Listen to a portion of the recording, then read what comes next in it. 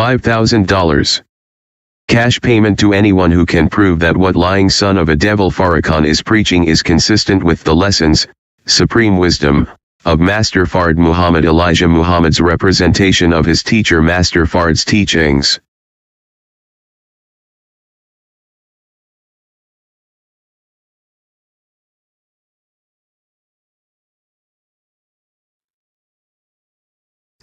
Assalamu alaikum, sisters and brothers. Summa Rahim here, Messenger of Covenant. Break up 7 seals.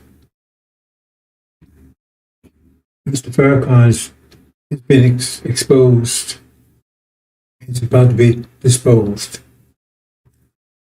And the truth, light dispels darkness. The now eyes been in darkness since Elijah Muhammad departed. He's pretending to be the light, there's no light. Like now he's saying, I told him to be quiet. Everything is dark. Anyway, here's a fact. Here's a bit of light that spells darkness, but it won't do it if you keep your eyes closed. So if you open your eyes and take a look. If you, up to modern times, understand mathematics and biology, then you know that he is where his father is.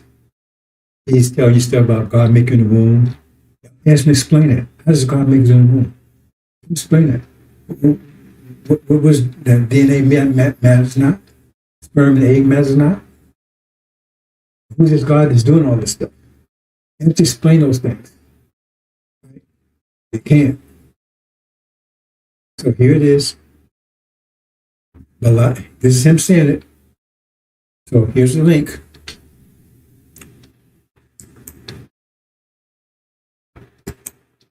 Here's the link right there. He says his father is a white, Caucasian, Portuguese Jew. So how that make him one of us? I don't know how you consider that, unless you consider one of us as anything that's got black skin. No, I don't consider that. So, I mean, it's something wrong with that story anyway, right? Because the devil rapes a black woman. Isn't that his child? He says, no, that's her child. So, if a black man has a child, black woman, and a white man has a child by black woman, they both belong to the woman, have nothing connects with the way. Is that how it works? No. That's his children. And those were the people that was the house Negroes. Because he like his children was in the house. Because he knew his children, he could trust them. Well, they wanted to be accepted like the rest of his white children. Integration. See, civil rights. We treat like the rest of his children. He won't allow you in there. But you might take a little revenge. And so now, in modern times, if you want to consider that, same situation. The only thing is now they're still in Master's house. Politics, suburbs, they're still Master's house. They're telling you they're your people, and you should listen to them. They're living off of you. Farrakhan is one of the main ones. So let's move on. Anyway, that's what he says. So take or leave it. That's up to you. I'm here to just get information, brothers and sisters.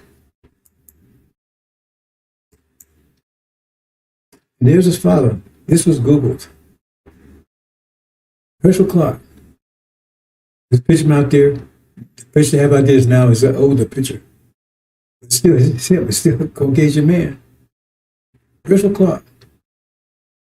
The scriptures tell you his name would be, the name of the son of a dish would be Louis Legion. Louis Eugene Grounds turned NOI backwards. You can't make that up, brothers and sisters. They say, oh, the grounds will go. You work with that, brothers and sisters. What happened? Here it is. They tell you that the God chose. Show me where the God chose. The God didn't choose Aaron. It says right here. Go in Exodus, and when Elijah asked for Aaron, right? We asked for him. The God got angry and said, "You don't need him. You don't need him."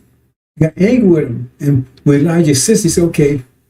And then here, in Elijah's absence, he says, "They listen to me. Go down there." And that people have turned quickly away from the way I commanded them. It's right there. They tell you, "Oh, he anointed Aaron." That's a lie. He didn't want Aaron, and he's telling Elijah they have quickly turned away from the way I commanded them. And Elijah says, "What you done done, man? You don't turn the nation of Islam to a laughing stock." This is what's Exodus. See, he's a shit salesman. But if you buy it, why not sell it? That's it. People buy shit, why not sell it? Right? Somebody's going to make the dough, right? He's an agent. Look at the COINTEL program. Here it is right here. He said he loves America. He's trying to hold up America. You don't want to see anything happen to America. We had a tape. We present America and said, let people go. He said, we ain't going nowhere. You're going to go out liar. And 40 years ago, supposed to go home. He says, no, we ain't going nowhere. But the lightning is about to strike. The lightning has 2 points. Starting point, end point. Starting point, right? It's in the east. That's where the lightning is going to. That's Master Muhammad's appearance. The appearance is going to be a lightning strike. It's going to strike all the way to, and the end of it is where the Son of Man is going to be. He's going to appear in the east. The Son of Man is going to appear in the west. That's what it means. Right behind each other. As soon as he appears, that's what it means. Okay. They're nervous. They're rolling the dice. They don't know what to do. The time is up. They're rolling the dice, hoping that they can come up with a solution. But nothing. Everything they do will fail. Now remember Mark. No, he recognized the Son of Man. He recognized him. Said, "Please don't make me leave the country. Why are you tormenting me?" He's son of the devil. That should be enough. In a few more days, people get nervous now. But they're failing. Because what you're going to see as a result of this war in the Middle East is going to be so dramatic. This last phase of it, the final battle is about to take place. It's going to be so dramatic. Right? And people will know it's coming here. So I talked about it. I'm not going into detail about it right now. More things I want to make crystal clear if I can.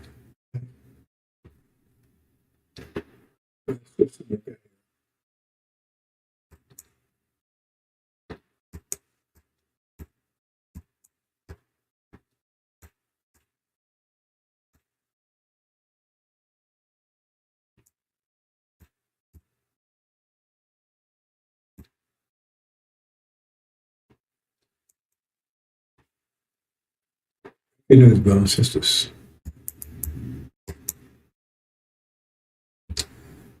Now, we have him on tape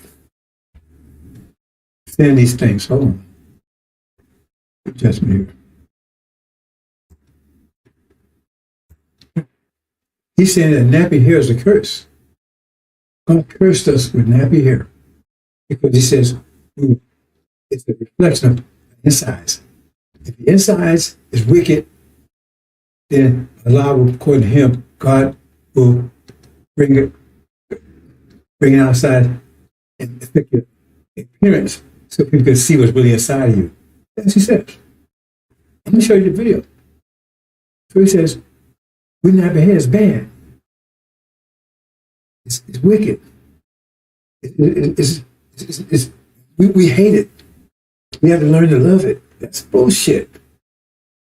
You go to Africa, people have nappy. I don't see people straighten hair over there. He said, big lips and big nose, all that stuff. He said, we got that because of our disobedience. That's showing, in other words, Allah has made the world to see how wicked we are because he turned the inside and wickedness in our appearance. And they can see right away how wicked we are. Because our appearance reflects our nature. That's what he's saying. I'm going to show you in a minute. I'm taking word for it.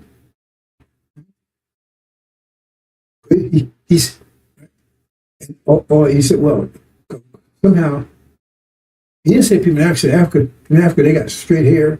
And that's bullshit. Some of them do. Somalians and Ethiopians, they got straight hair. But they got nice noses and nice mouths. It's just us. We got distorted mouths, big lips, big noses. Some of us do have that. But you don't find that trait in Africa. I found it maybe in some places, not in Somalia. I mean, it's not in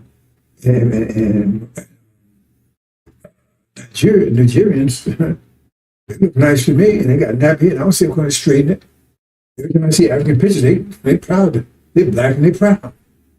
So what he's talking about, I have no idea. But he got straight hair. So he's beautiful.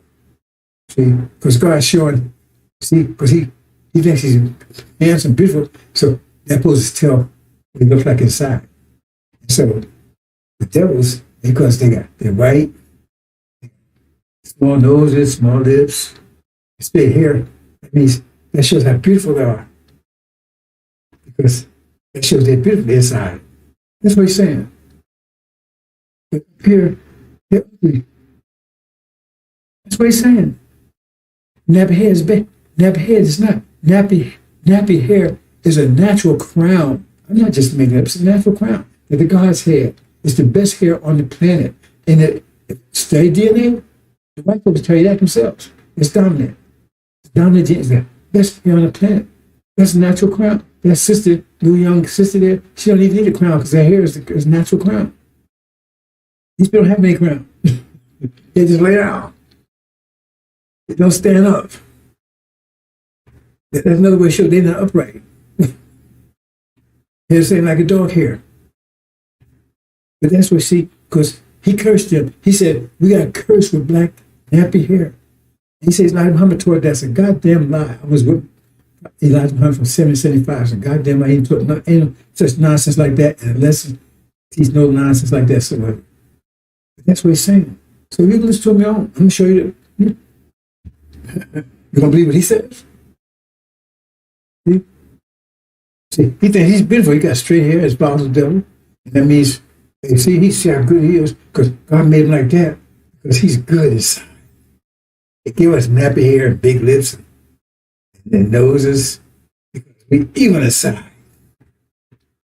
In other words, they don't call white folks devils anymore because we're the real devils. I mean, that's what he's saying. When you're wicked, you can't come out and say that because he depends on your ignorance to put steaks on his table. Nice cars and nice apartments because he's ripping you off. He's robbing the nation, just like it says in Malachi. This is, I'm going to show you his song. Okay, what's going on? He said, Farrakhan says, white straight hair. Farrakhan has white straight hair and white Caucasian facial feature says that kinky. It says, I got to rewrite this. Farrakhan's white straight hair and white Caucasian features says, okay, that's Farrakhan, that the kinky hair, thick, oh, that's wrong word. Okay. It should be thick. Okay.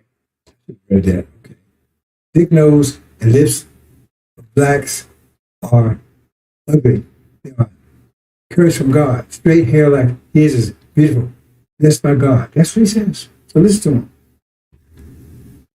These are ugly according to him.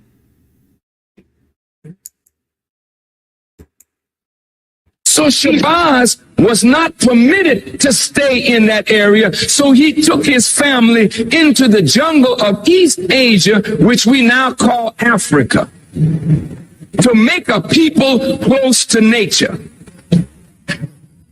And the Honorable Elijah Muhammad said, this is the origin of kinky hair. Because we didn't have kinky hair prior to that. The hair on our head was like the hair on our eyebrows. The hair on your eyebrows straight. The hair on your head is not the same as the hair on your eyebrow. But the hair of every other people is the same as their eyebrow. Your eyebrow straight, your hair something different. Wouldn't you like the hair on your head to be as straight as the hair on your eyebrow? That's why you so busy frying it. That's why you so busy pulling it. Because your nature tells you that the kink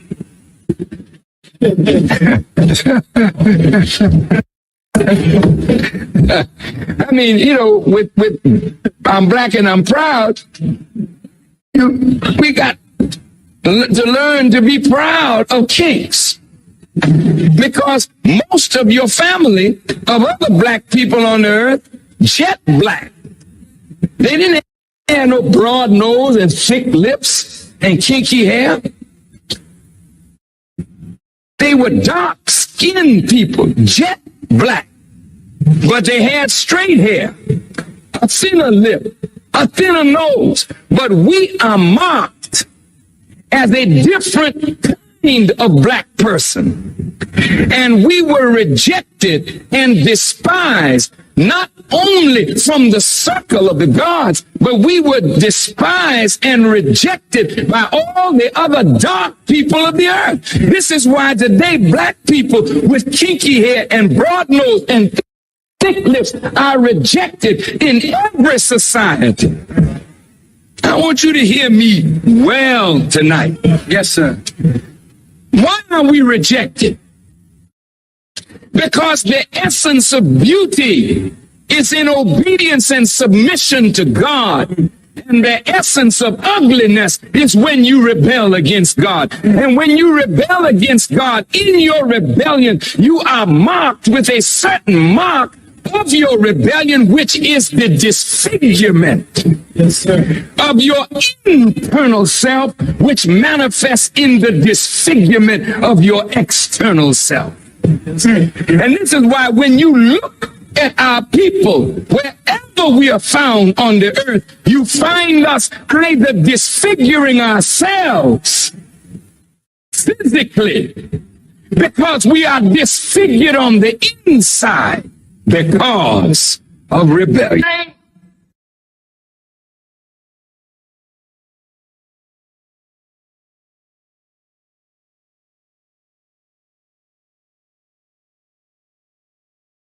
Everything that Lion Dog just says is a goddamn lie. No trust no such thing. Right? We curse.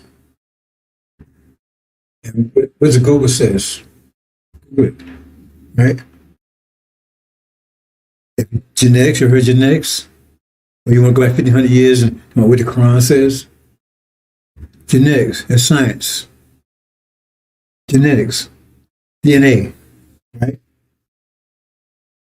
In genetics, this devil's saying this, right? The scientists. Remember? If they want to distort it, they could easy because they can turn it around. They're telling you, Google it. They're telling you that black and dark brown hair is the best. So God curse you the best hair. That's how it works. See, brown guy don't have that. You don't have a natural crown. He's a dog. Got dog hair. Are the most dominant. Means the best. That's what it says right here. Google it. See what DNA hair is dominant. That's what I did. So put that in there and see if this comes up. Right? And then let's go for texture.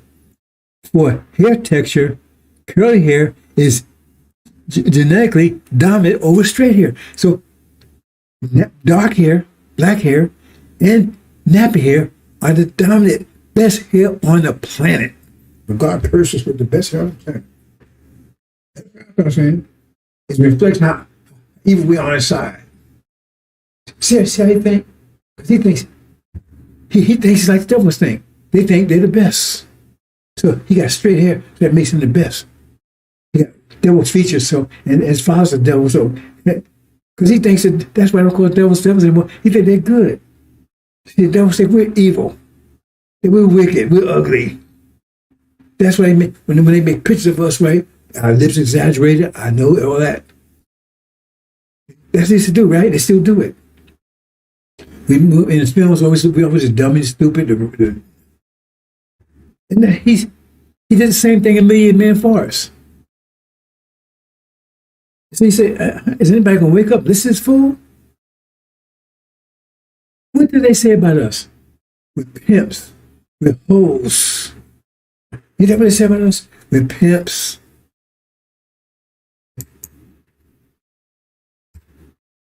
Oh, my brothers. How do you characterize us? How do you characterize us, brothers and sisters? We're pimps. We're hoes. Drug dealers. Stupid. Abusive. Don't take care of families. Isn't that what they say about us? We're worse. We're brief as you. We're naive. Is that what they say about us? Okay, but that's not us. That may be the demons, ain't us. Pretend to be us. But ain't us. So now, Farrakhan gets you to go in so-called mean man force and raise your hand and admit that they are right about us. And then they celebrate that. Oh, how do you know? How do he make a fool out of you and you still celebrate? Oh, the mean man force, right? Oh, I will not do that anymore. I raise my hand, the whole world will see, I will not be that anymore. You was number dumb, stupid ass niggas, and that Farrakhan just saved your ass. He's good. So he just told you, you stopped from doing all that stuff that they said you was doing. He just had you admit to the whole world that you were doing all that stuff. That you was no good nigga. And you celebrate that? You don't kick back on that? And now he's telling you ugly because you're cursed. And you still want to pick up on that stuff? That's what he really thinks. He hasn't produced a goddamn thing in 40-some years. Like Muhammad, 40-some years, he built all kinds of stuff. Farrakhan, 40-some years, he had to build a goddamn thing, but it was his payroll. He's a multi-millionaire. He don't have a business anything because he's robbing tithes, orphans, just like it says in Malachi.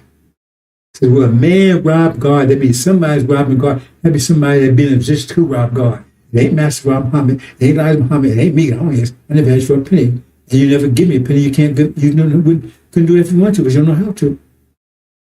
Oh, I got rich off this. Now I'm Miss Farrakhan. So you read your own. We say you're ugly, and you curse ugly. We curse ugly with the best hair, best skin color. And we so ugly, why are white women trying to emulate our women? Why do they call it make up? They're making up what they don't have. A bus will give a big ass. Rouge, you give them colors in their skin. Paint, lipstick, lipstick. We never used that stuff when we came here. Sisters never used lipstick, all that kind of stuff. They had nothing to make up. We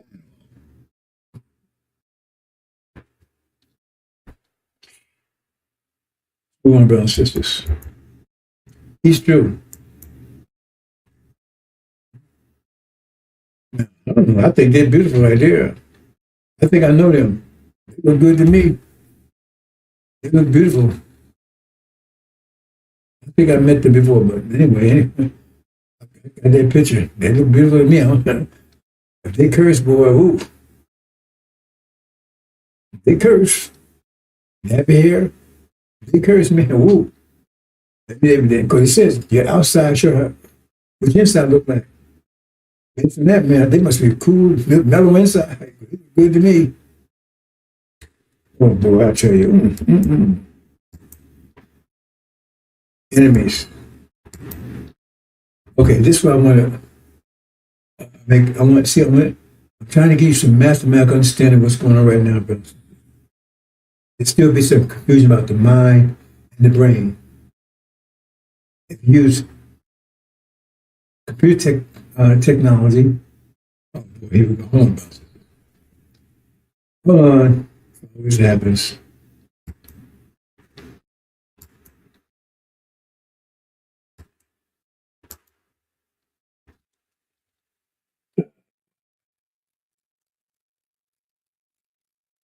Maybe I got Alzheimer's. But I know I fixed this and then it never seemed to be fixed. Yeah, I know I fixed this, so anyway. I'll go ahead and take care of it. That was all right. That was all right. That was all right. That was all right. Okay.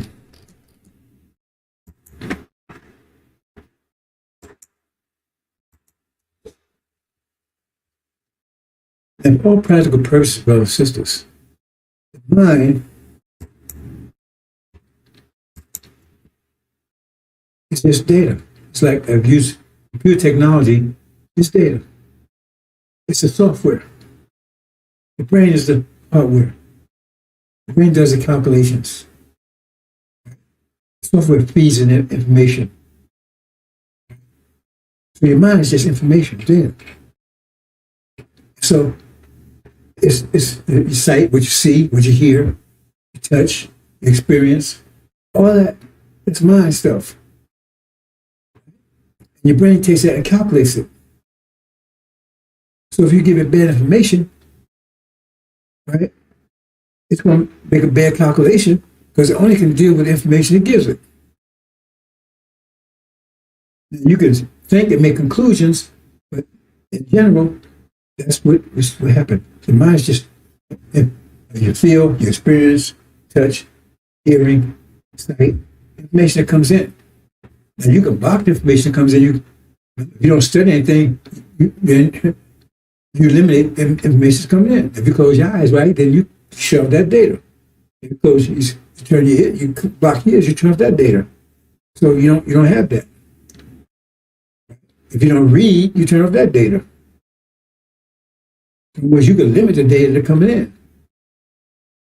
You can limit it. So the thing is that for us, right, we brought over here and we've been given the data, the mind of our enemies. See? So it was everything we got was information we're getting from them. What we saw is what they want us to see. We heard is what they want us to hear. We felt is what they want us to feel.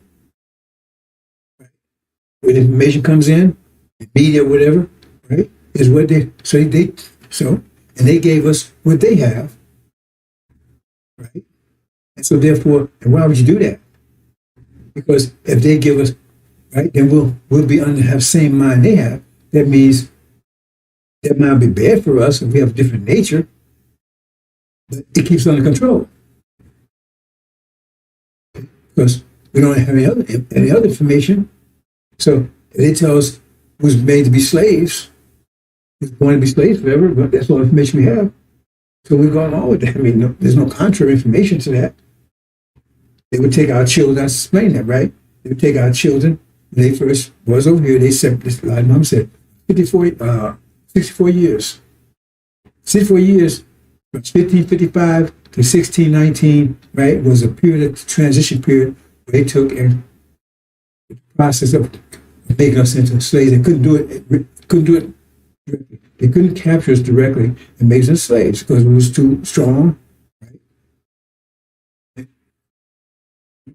So when Elijah Muhammad, they put a male and female in a cage, and you know what result, right? A baby result.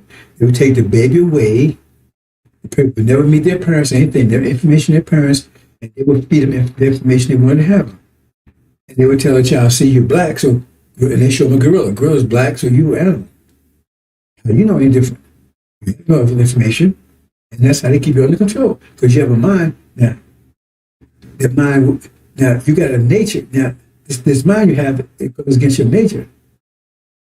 So therefore, you're going to be uncomfortable with it. You're going to like it. Right? But you don't have any alternative. And so you go along with that's the only mind you have.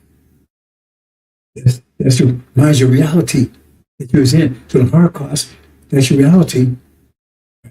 And everything you was told kept you on the check because you was told you was supposed to be a slave forever, and Jesus cursed you, and because Jesus is the God, but he didn't want to curse you, right? You got to obey him or he put you in hell and all this kind of stuff, right? This was hearing. How would you know any different? So that made you That strengthened them because that mind was good for them. That mind meant they would be the boss, and that mind meant you would be under their control. You'd be in submission to them. It was told to allow it to happen. I'm not going into all the details about that. I'm just telling you the basics, trying to get you to understand the math of the situation. Okay. So what happens? So that goes on for hundreds of years. You heard about Willie Lynch when they said they want to control all information that comes to your brain. And they said to shut any other information, any contrary information, and they will keep you in. I think they said they can keep you in slave for over 1,000 years. All they got to do is control the information that come in. You control your mind. That's basically what it's saying. I don't think you use the word mind. I don't know. And so therefore, you weren't allowed to read. The only information you had is the information they gave you. And that's, your brain has to use that. And your nature says, if there's something wrong with you, you have nothing to contrary. So you was upset. Didn't know you was upset. You weren't happy. Blood pressure and everything else. But you had no alternative. And then what happens?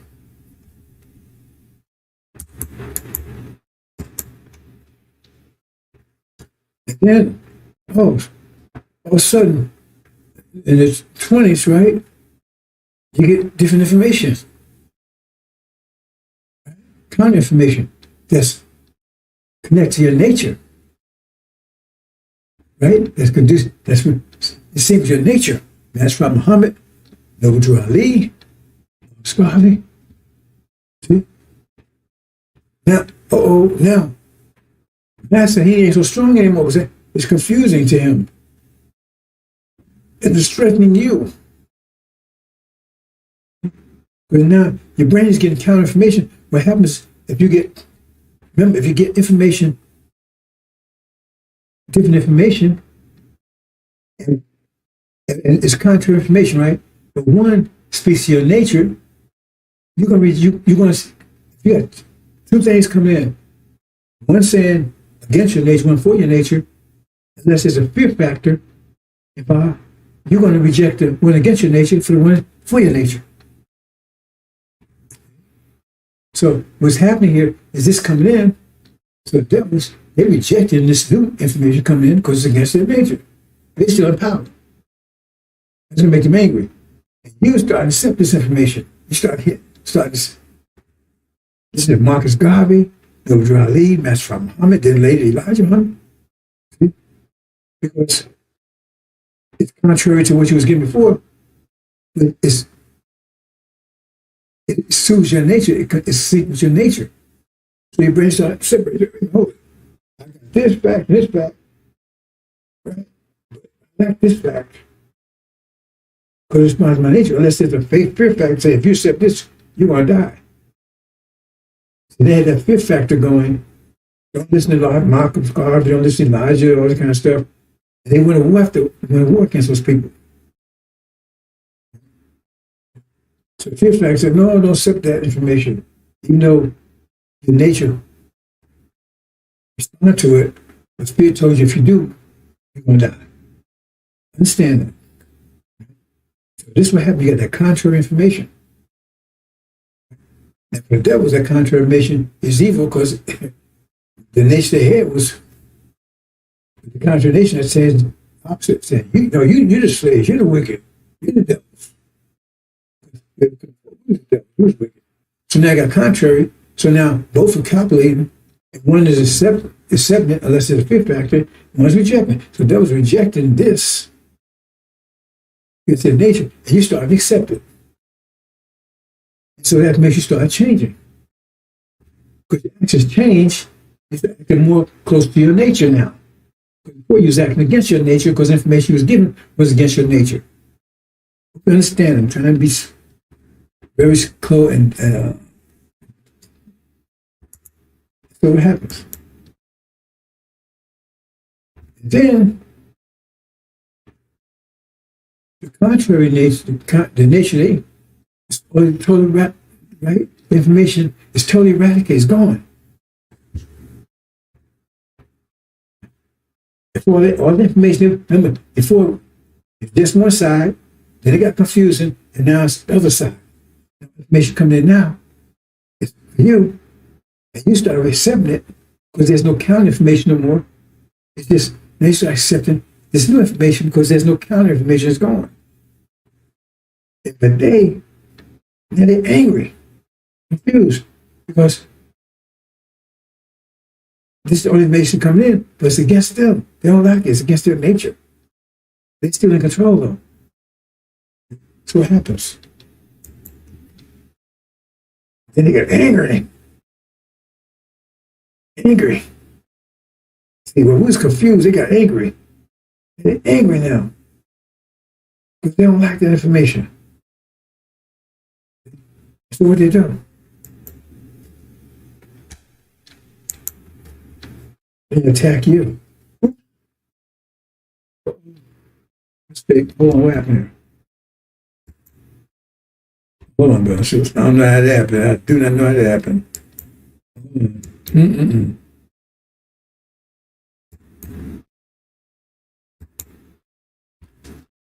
Oh, boy.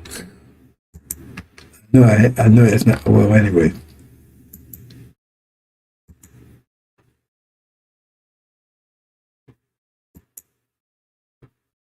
Oh. Oh, okay.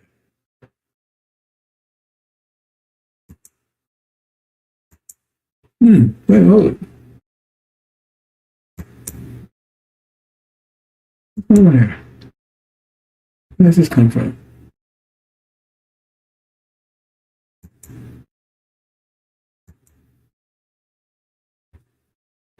Okay.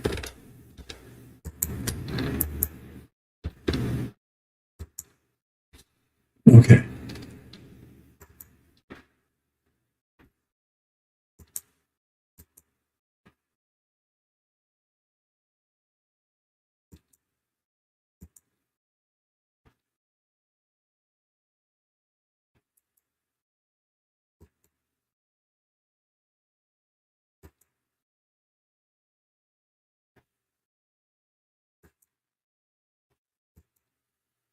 Okay, so I'm saying, so right here, what happens is now they get angry because now they're coming against them. It's against their nature.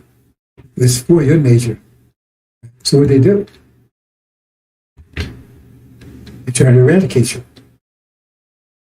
And what's all this mean? So we haven't got this far yet. Right now, we're in this stage.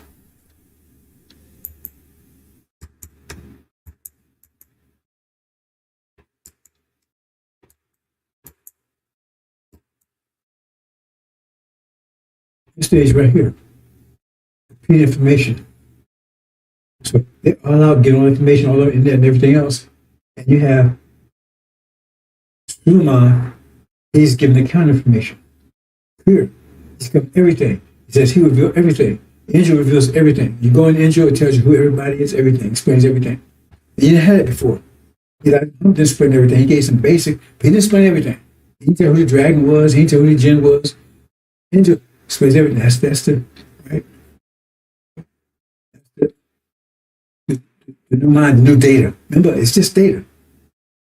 So Injil gives you correct data. It's in sync with your nature. That's where we are right now.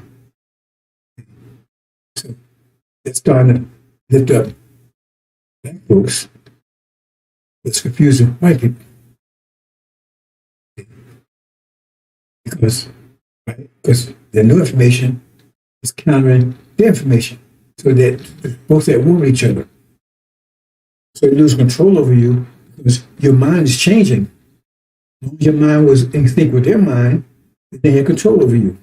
But now you're getting your mind's starting to change because you're getting different information. And information, if you overcome the fear factor, the information is more appealing to you, it's appealing to your nature. So you start accepting it. So they start losing control over you.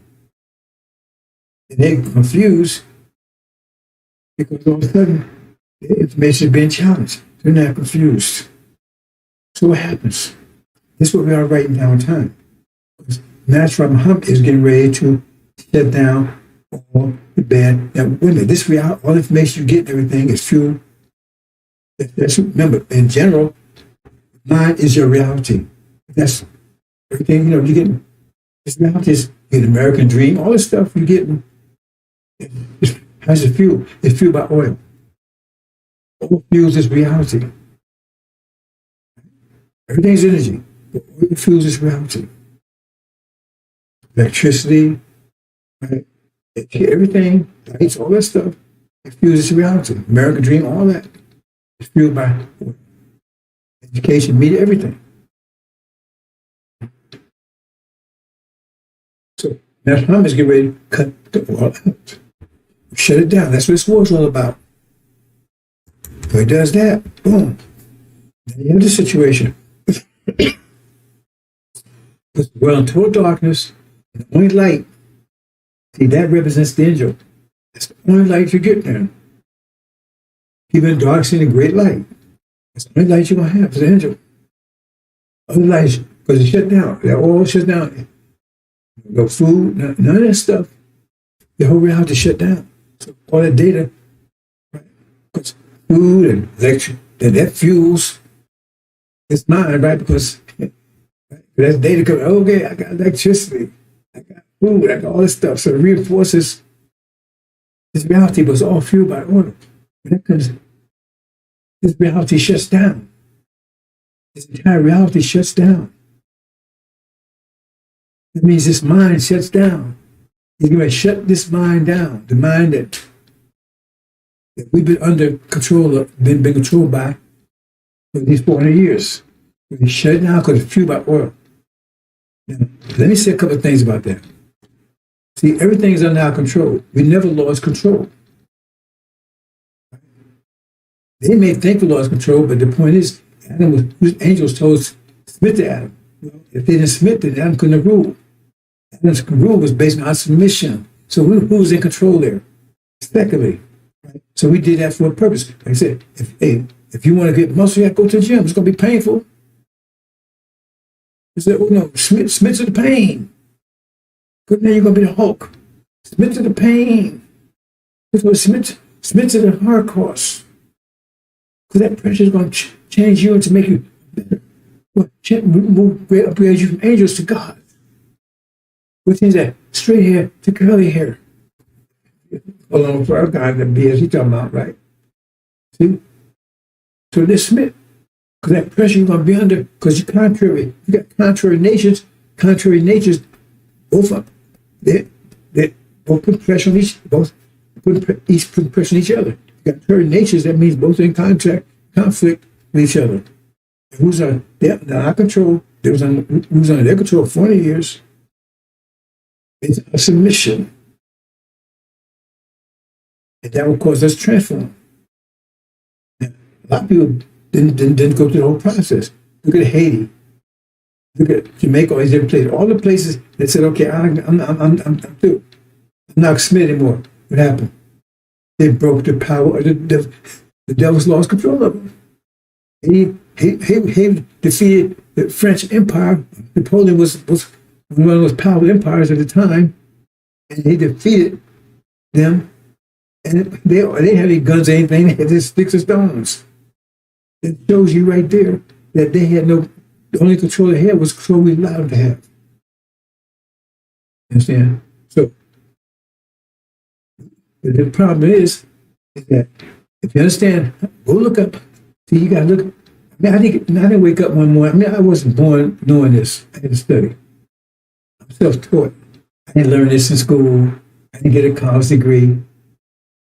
Like I said, early on in life, I look and saw a teacher every time we go to school. She'd pull out a book. I said, I can read. I can read what I want to read. So at that time, I started. And the first time I learned about genetics, my father was still alive then. Was my mother alive? I think I was somewhere between 9 and 14, 12 years old. So that's the first time I learned about genetics. I read a book. And then about genetics, and then I was dominant recessive. That was me anyway.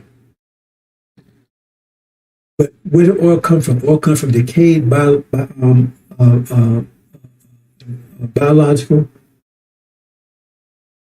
A map, right? So when biological organisms die, right? The material, right? The material when they die, their bodies decay, and the final result of that decay is oil. So after millions and billions and trillions a year of it happening, after a while, you got so much oil in the ground, you got rivers of oil in the ground, rivers. But drinking water is also come from the ground. You have rivers of drinking water. You don't get drinking water from the ocean. The water comes in, and it's a purifying technique that we developed that causes the water to be, it's natural desalination that we take and take make the water drinkable. Underground, that's why you can dig a well, dig down, because it's got underground rivers, fresh water.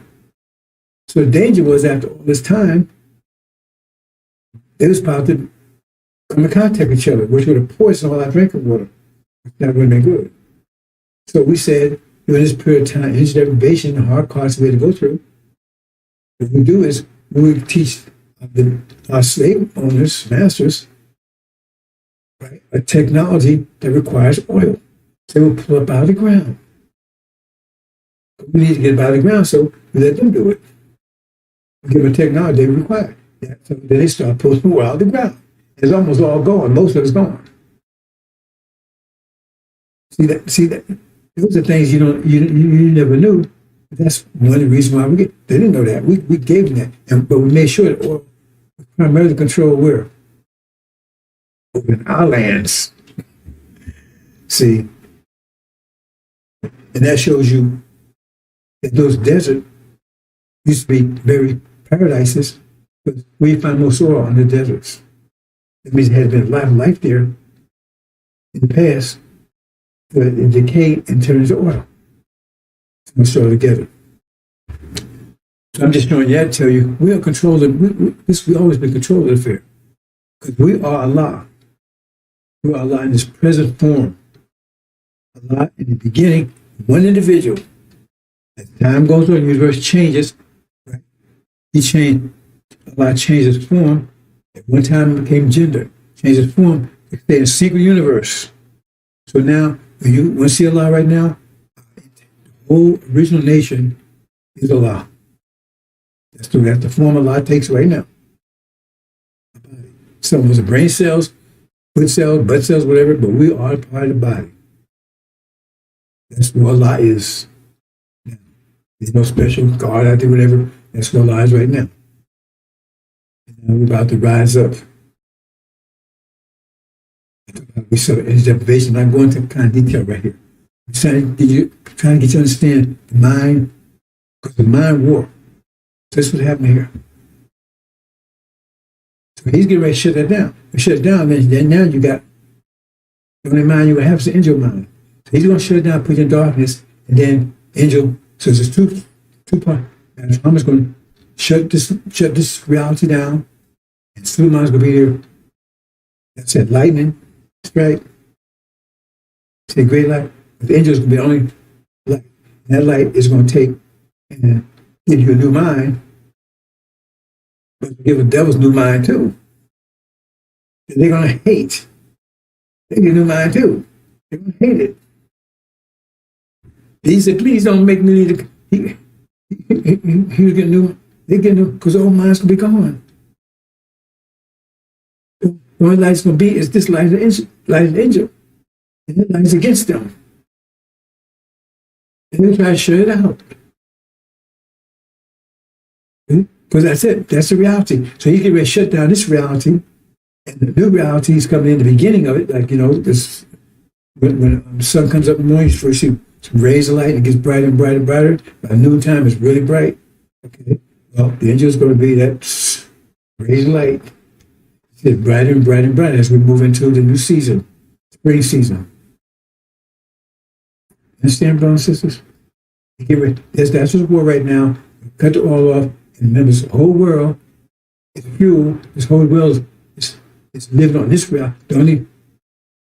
On some aspects, this reality is bad for us. We don't want suffering because it's against our nature totally. It's against the nature of the Sunnis too. But they refuse to submit to the Arabs.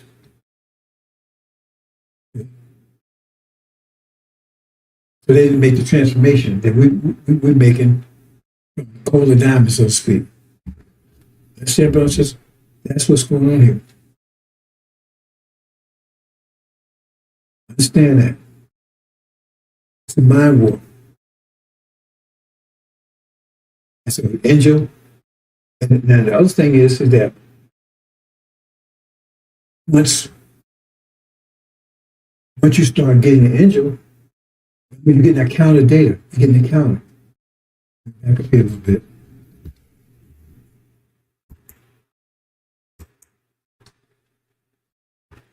In this situation where we are right now, you're getting their data and you're getting the angel.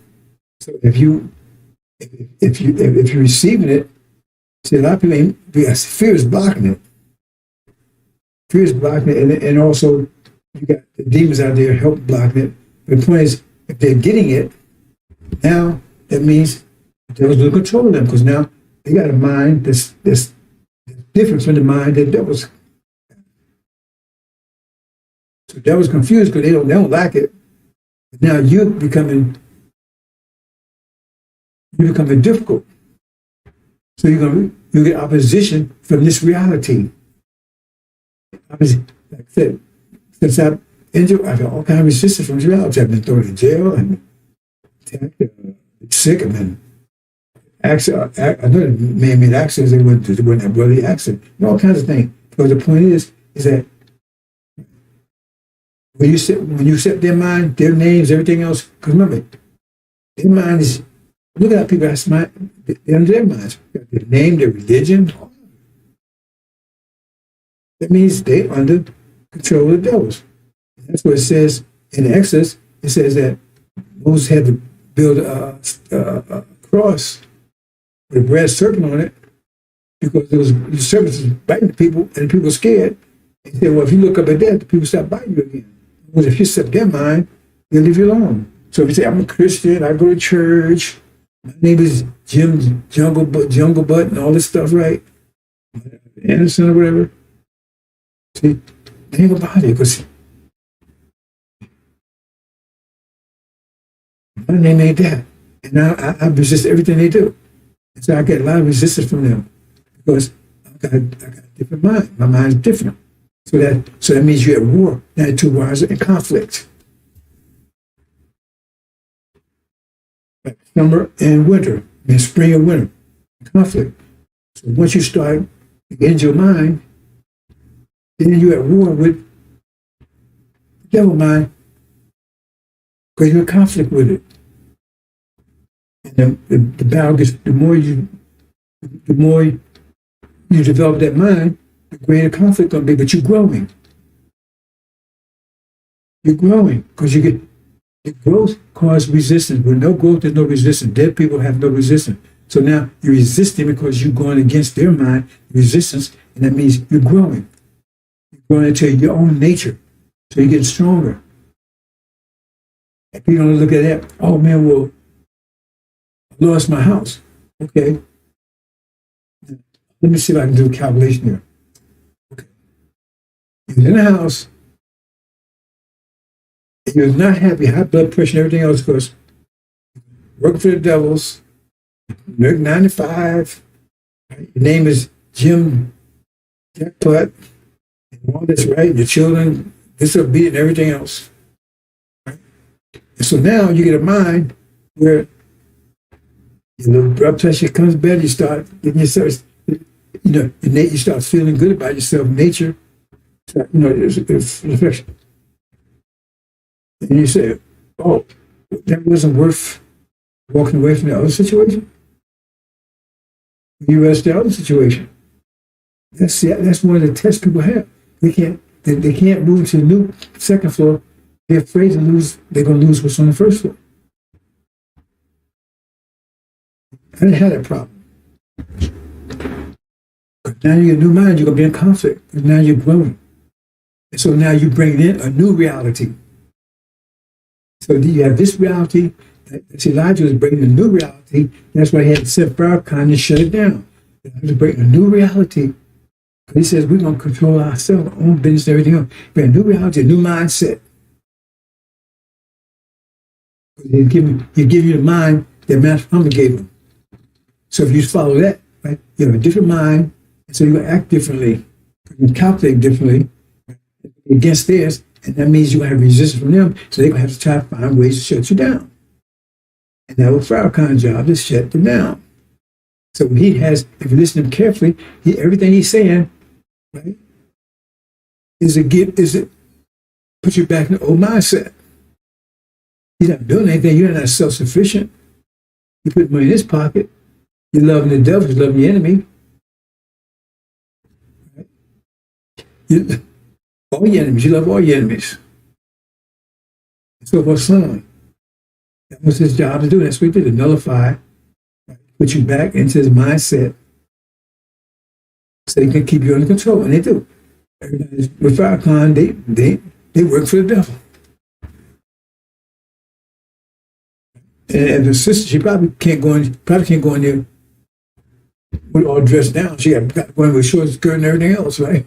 But she want to keep that job. Can't go in and say, I changed my name to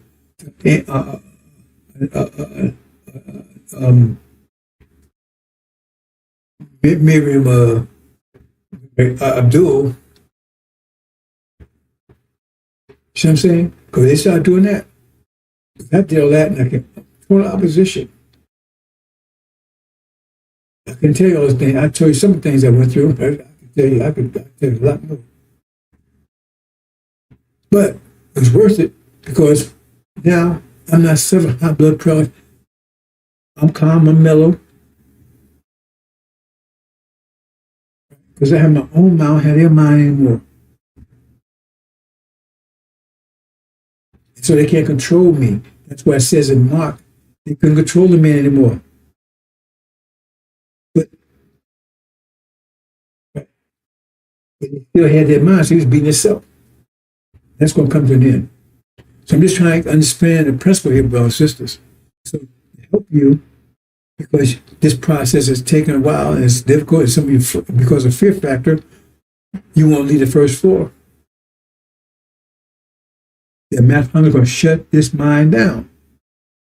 Shut it down totally. So once he shut it down, there won't be an opposition to the new mind. That's the angel.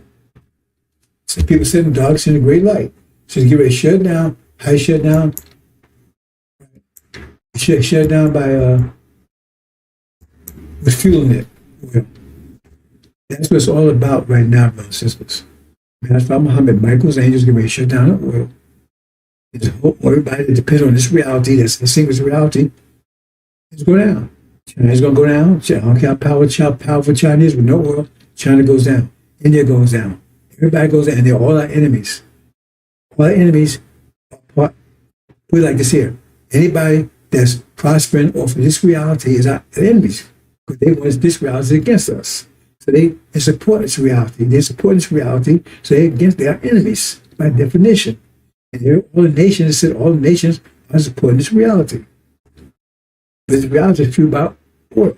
When Muhammad goes shut down, it means you're going to be attacked by everybody. Because they need all to maintain their reality, and we have control of it. So now, they faced with a new reality that's against them. This reality is the angel. That's on the spatial side. The technical side, right? Our reality is not fueled by oil. That's not technology Master Muhammad has. His mother plane is fueled by a totally different source, energy source, that's much more powerful than oil. Like I said, we gave the oil as an energy source, but when we get oil up out of the ground, it's almost all out. That's what's going on, brothers and sisters. I'm trying to make it clear as possible. So that to help you to cut those days short, right? big help to you, help to me too, because if I just kept going like I'm going now, maybe another 5, 6, 7 years before this situation right here,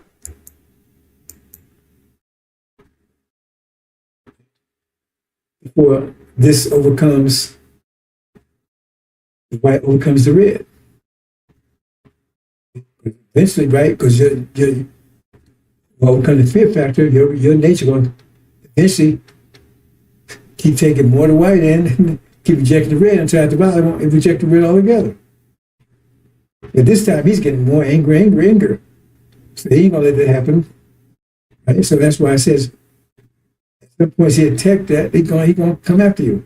So that's why Matt Thomas is going to shorten those days by just cutting it all off, But the whole world, that's what the world's nervous right now. If you come, you can cause the whole world, and you're going to destroy the economies of the whole world.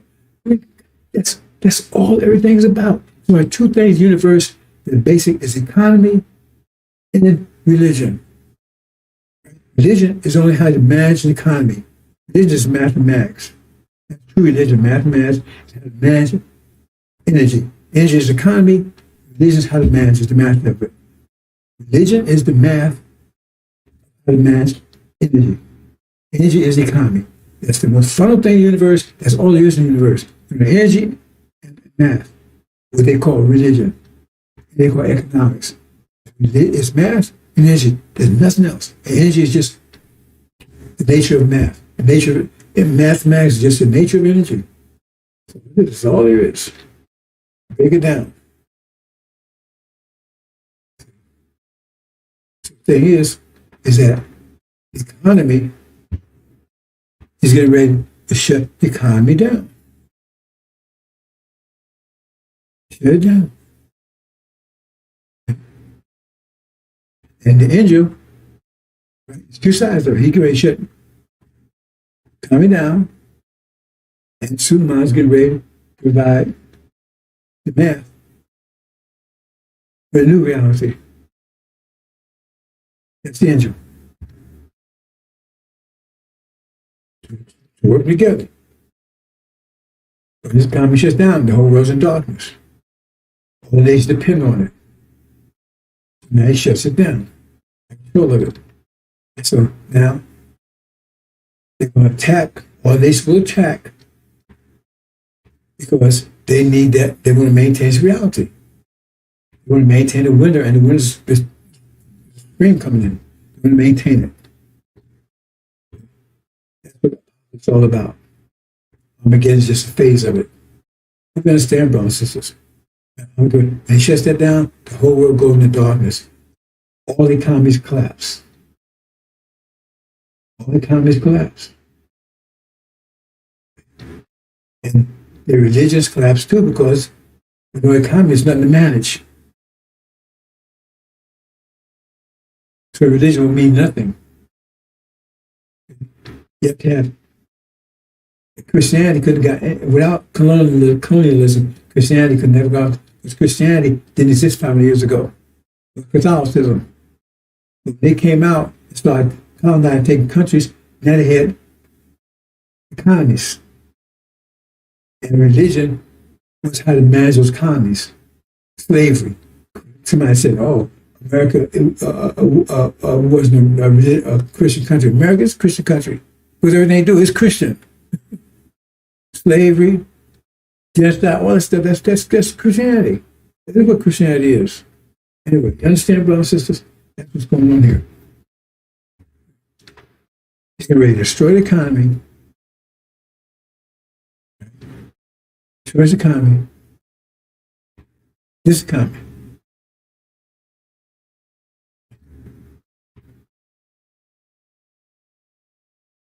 It's fueled by oil. And then Suleiman can provide the math or the angel and manage the new realities coming in. And the energy will still be here. It's the quality of it. Right? You want to destroy the quality of it. What's fueling it? What's fueling the quality of this was fueling the quality of this energy, right? Electricity, that's qualities of it. They didn't have that before. Right? It's the quality of how they manage the energy. They get mathematics and say, okay, we can manage this way. Now we got electricity, we got gas, we got oil. I mean, you know, but now you're going to cut the source off so it doesn't matter. You have the energy, we don't have this.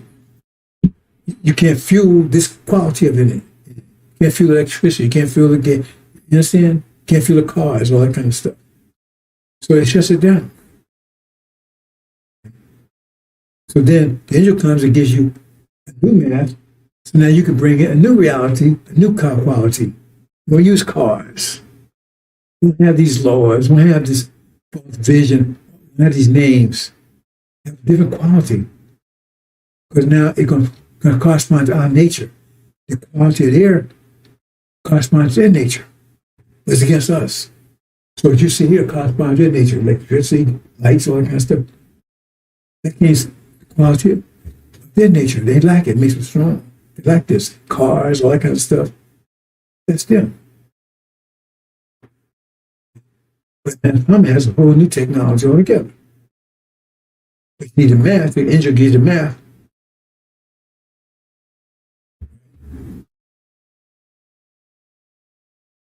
Bring in a new reality, new policy. You understand, brothers? I'm trying to make it as simple as possible. Tips I got here. That's what happened. Now they get angry. Because now they don't like this reality. They don't like this new. They're total darkness. That's what, once he takes down, cuts it all off, it puts everybody in darkness.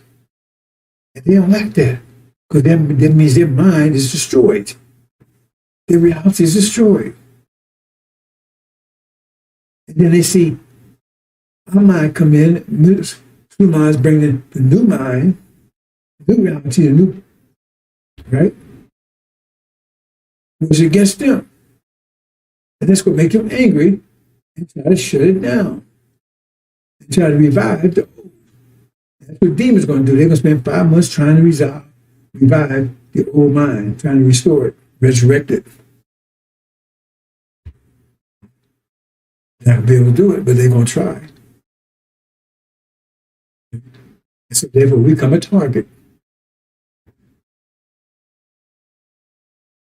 Because they're fighting against the new mind. And now a new mind, they went to our quality. So the problem is, okay, everything shut down, we still need to eat. Okay, manna from heaven comes in again, on you again. It says, yes, manna from heaven. There's 2 reasons. Because now you don't go cannibal. The other reason is, right, so you recognize him as a God because he controls the quality of the energy for the next 6,000 years. The devil controls the quality of energy for the last 6,000 years. You're the winner. That's why I told Smith to them.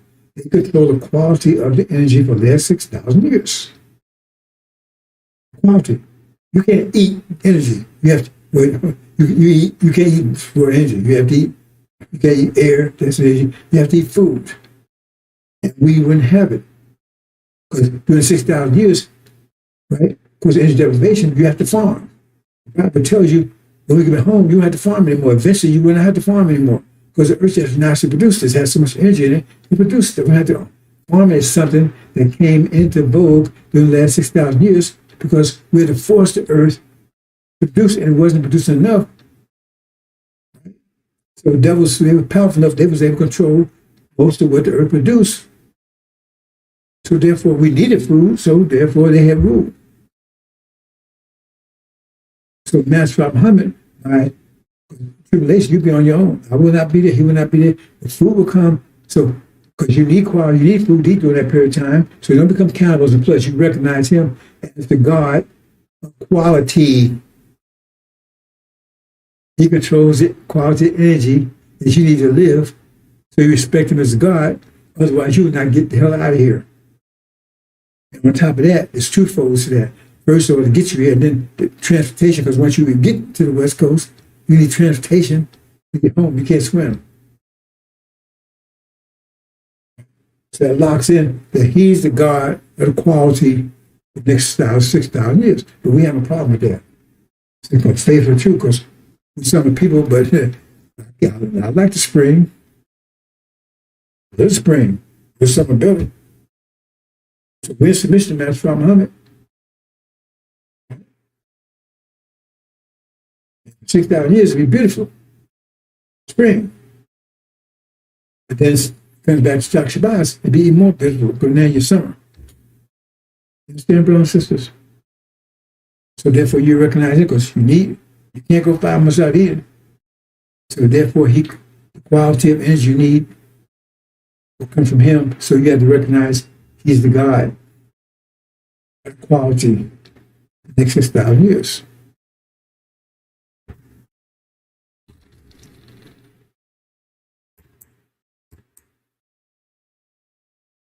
I think that's pretty much it, Bill. Since I'm trying to be as clear as possible. And see, here it is again. And I see shall all nations earth be blessed. That means all the people are living off of the seed of Abraham. That's what it's saying. Everything's energy, so they're living off, they get blessed. They get blessed from my energy. They're not living off of us. It's a situation. That's exactly the case. I'm living off of us. America living off our energy, our controlling us. Or Israel living off our ID, claiming they're us. You love, who helps Israel will be helped. Who blesses Israel will be blessed. Who curses Israel will be cursed. So they say, we Israel, you got to bless us. And they got these people believing that stuff. Ishmael, they control our land. Right? All the resources and everything there. And then Farrakhan, he's getting rich off the nation itself. Then you got China, India, right? They offer the fruits of our creativity.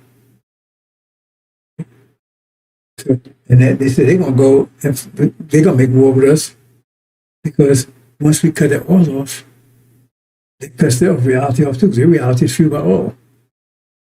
They're going to come and try to take the oil from us once we get on land, once we get home. These 10 kings make a war with the Lamb and will overcome them. And they want to destroy them. Just defeat them, keep their ass out of here. That situation. That's the power. We're going to take it all back.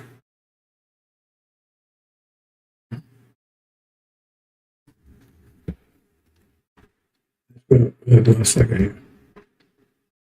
And again, I'm trying to make all this clear as possible, brothers and sisters. War cycles. Every 24,000 years, 24,000 years for the axis of the earth to be a full 366 circle. Look it up. I forget what they call it. Right? That's why the Bible's like 6,000 years, 6,000 years, 6,000 years. Because you got 4 seasons. And right now, because of energy deprivation, this is the worst winter we've went through. We're going to have many more winters. We're going to have winter every 24,000. Let's see. How would you say that? Every 24,000 years, we're going to have a winter. We're going to go with another winter. It won't be as cold as this one, because now we have more energy. You go to winter in California, right? It's winter, but it's nice. Florida. So, yeah. This is the worst winter ever. But that's when there won't be any ice, won't be any snow. It may not be really hot. It may be just mellow, but it won't be any ice or snow. And people are the personification, if you understand the idea of personification, they're the personification of the winter. So therefore, there won't be any ice people anymore after this one. Because the devils, they're ice people. The nature and the same with demons. Let me say a couple more things about that. I'm closed, brothers and sisters. Now, the thing about this is, this come to 6,000 years of winter, now we're going to spring. But the winter people, they're the personification of winter. So therefore, they're the winter. And they're going to try to stop spring from coming in. Because when spring comes in, there's no trace of the winter anymore. That's why I said to make all things new. Because spring eradicates the winter totally. The ice gets rid of all of it. All their power is in the winter. Ice, all that kind of stuff. That's money and all that kind of stuff. It all disappears. You see, right now, they say, oh, America's fading. Because the winter's they're getting weaker and weaker and weaker. They can't win it. They lose balance to everybody. They're getting weaker and weaker. They don't understand. This is just not knowledge. This is true. They're 6,000 years over. They run out. So therefore, they're weaker and weaker and weaker and weaker. All the snow and ice is melting. That's the source of their power. If you look at it from that point of view, that's money and everything else. Everything is fading. But spring is getting stronger. That's if you can let go of the winter. But in the winter, then you're going to freeze, right? Anyway, that's what's happening. It's a war between the winter and the spring. And the winter's ever weaker and weaker and weaker and weaker. Its power is getting weaker, weaker, weaker. The snow is melting. Everything is, going to stay calm. Everything is, and spring is getting stronger, stronger, stronger. We're summer people. So we need a transition God. There's somebody between the summer and winter to make transition. That's Master Muhammad. He's half summer, half winter. Right? His father's original, that's summer. His mother's devil, winter. So he's making a transition. This is not an analogy, bro. Muhammad said he'll rule for 6,000 years, not him personally, but him and his family. And then return back to Chak Shabazz, that tribe. The summer tribe. So you'd have the one that's fighting for the summer. When spring is transition, that'd be somebody's half and half. It's not an analogy. But then you need somebody who's trying to resist that, to nullify what he's doing. They'd be half and half too. Who's that? It's Farrakhan. He said, no, we need to stay here in the winter. He likes here. He's half and half too, ain't he? But he's on the opposite. His father's winter, his mother's summer. You can't make this up, brothers and sisters. That's happening here. And the winter cannot survive against the spring. They say, well, we can't try to negotiate. Well, can we keep this winter longer? All this negotiating stuff, talking about, it's not going to work. That's not what's driving it. That's what they've been originally trying to figure out. How do you pull on through winter? It's impossible. They cannot win. They want to keep you, get frostbitten, and lose a leg or something like that because you keep holding on to winter because you don't realize spring is coming. Winter cannot win. Spring is coming in. Muhammad is the God of the spring.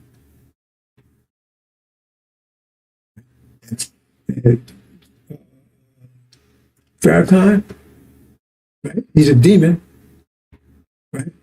He's trying to nullify the spring. Hold on, prevent spring coming in. He's trying to nullify everything Master Muhammad did. He keeps talking about Master Muhammad. He's against everything Master Muhammad taught. Look at what he said. Look at lessons. Totally against it. That's what we are, brothers and sisters.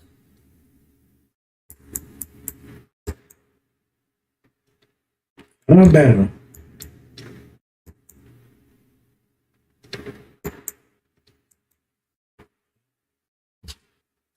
All this bad data.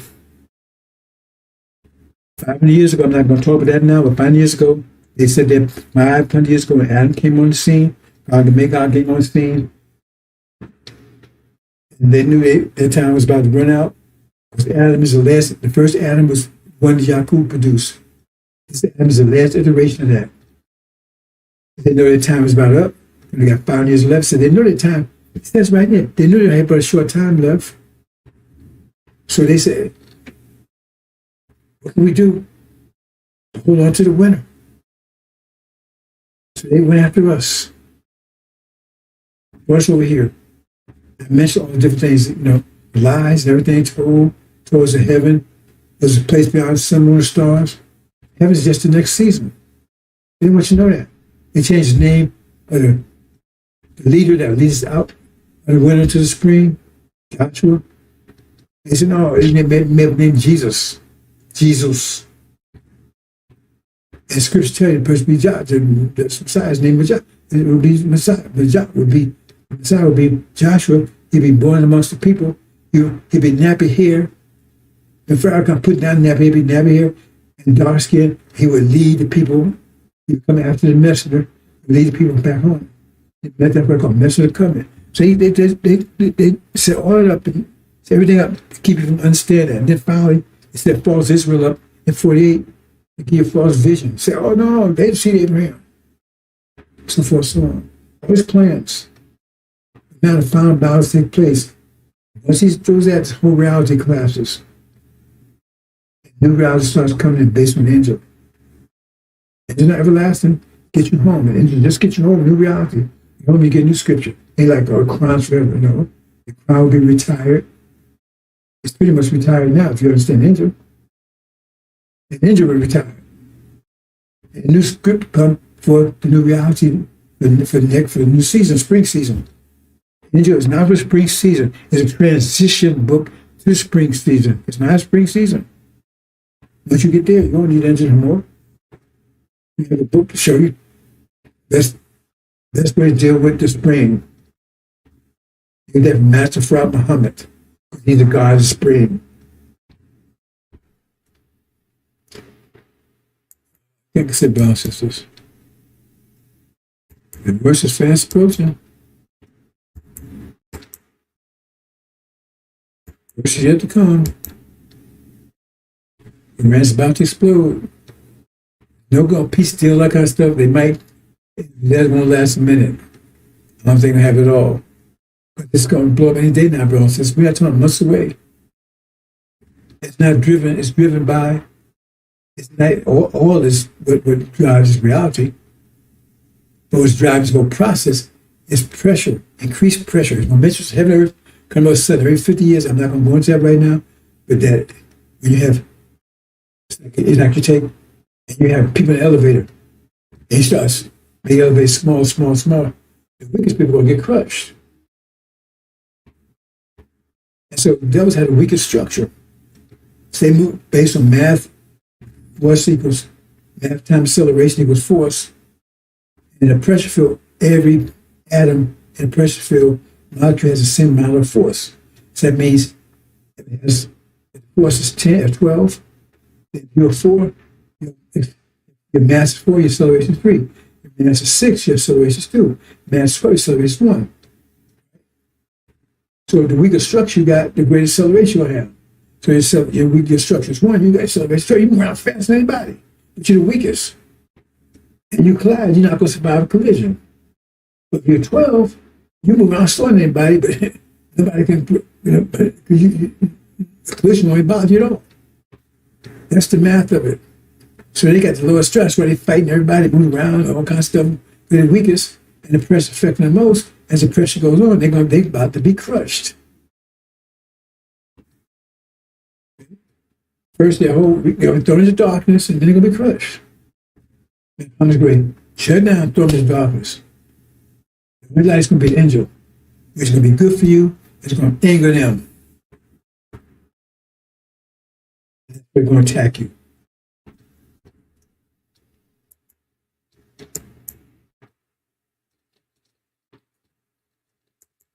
And I keep telling people this, watch out. When we collapse, we're going to collapse with a loud bang, and people's lives are going to be ruined. It's not going to just be $8 a gallon at the pump. It's going to be you can't afford anything. You can't even afford to eat. You can't afford to have a roof over your head. You certainly can't afford all those things you've been thinking about, like a college education for your children and so forth. That's where we're headed. And we're doing it to ourselves. That was telling you. Remember Colin Powell, he was his assistant. Okay, I'm leaving it there, brothers and sisters. What made it clear enough for you? Battle of minds. I'm going to shut this mind down. We shut down it. It's the reality. It's the day is coming in. We shut this all down. The total darkness. No electricity, no food, no bullshit, no media. All that data is That means your mind's going to be in total darkness. And then Israel will be the new light. Light that strikes from east even to the west. That be the light, the new mind that's coming on the scene, which will elevate you and anger them. They're going to do everything to stop it. There's the attackers. Assalamu alaikum.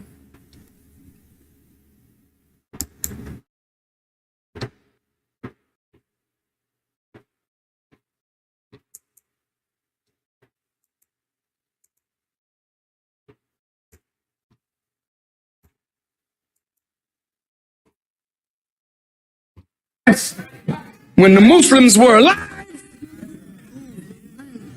I'll say it again. When the Muslims were alive, you dead as hell now on both sides. Yes, sir, Brother Minister. Yes, we are. Yes, sir. That's real, Brother Minister.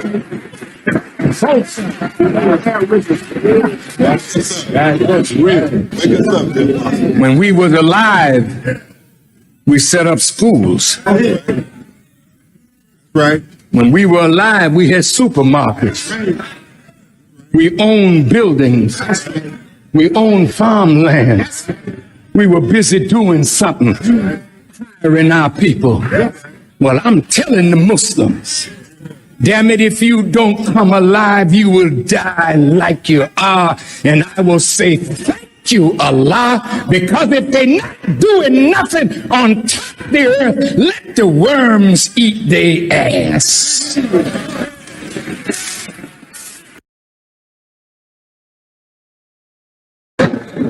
In a nice car, in a nice home. I got all of that too. I ain't robbed nobody. That's right.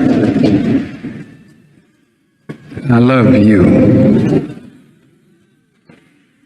I love you because God loves you and wants to free you from the grip of Satan, that we may build a righteous world. And Father Plaga will be in that righteous world. You can believe it. He's a true servant of Jesus the Christ. Thank you for listening.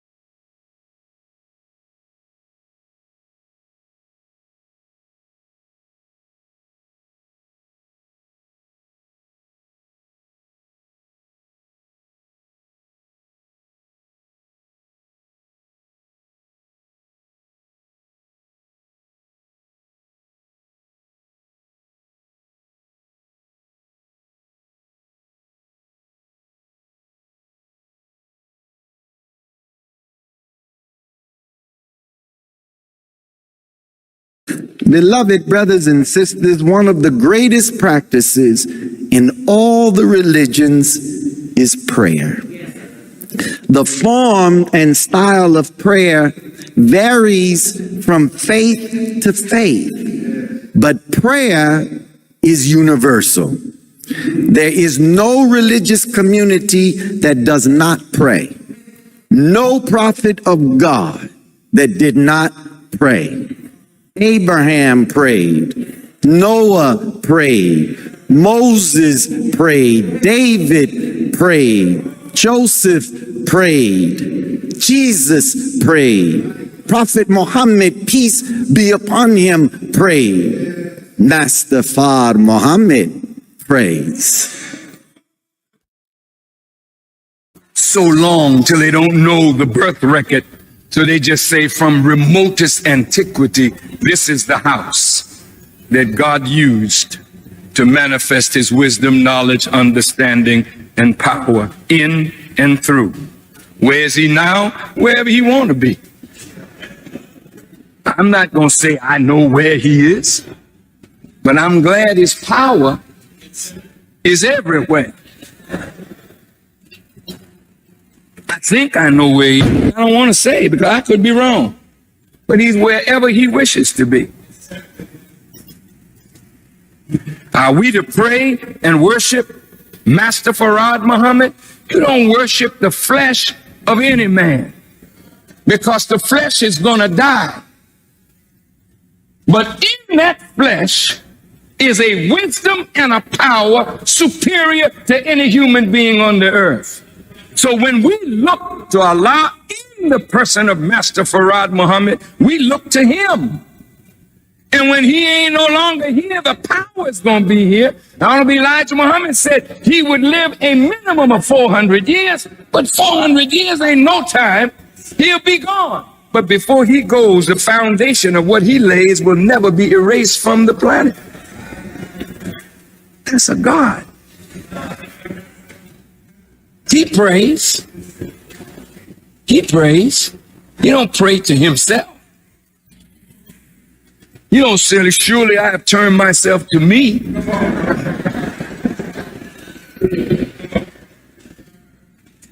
Who does he pray to? He prays in remembrance of him who originated that which he came in. He came in this body. You can't ignore him who originated this. Anyway, it's deep. It's a big subject.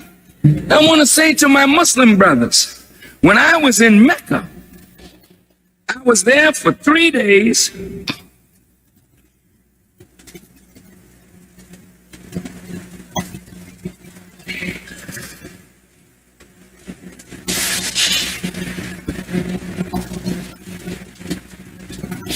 I was there for 3 days.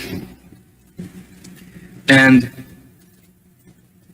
in the 3 days that I was there, wrangling with the scholars, we talked about this. And when I finished explaining, the heaviest scholars there didn't bother to argue. They had to go away and study it. And what we don't realize is God has chosen the foolish things of the world to confound the wise. And what you're doing, you are following those that God wants to put you over. The Arab is a good person, basically. They've done a wonderful job in keeping the book of God pure. And we are grateful to them for so doing. But they messed up. It's your turn now. And God will see how you act. But you're not to follow Arabs. You're to lead them. And you can't lead them following them. See, they like to see you imitating them. Just like white Christians want to see black Christians imitating them. We're not to follow white people today. They had their day of rule, and their day of rule is up. That's all. God is going to replace them with a new ruler.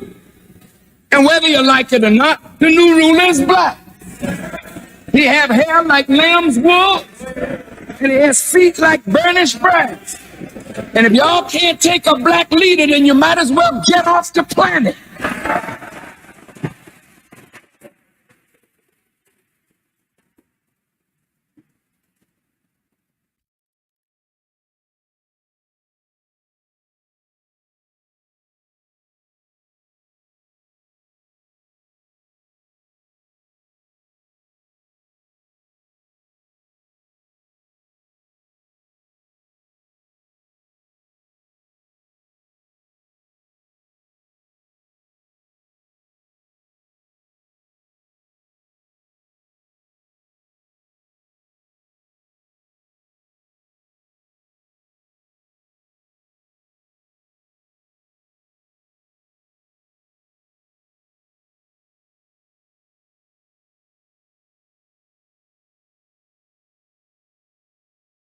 Although the Nation of Islam, does not presently advocate violence by its members, the group does preach hatred of the white race and racial separatism.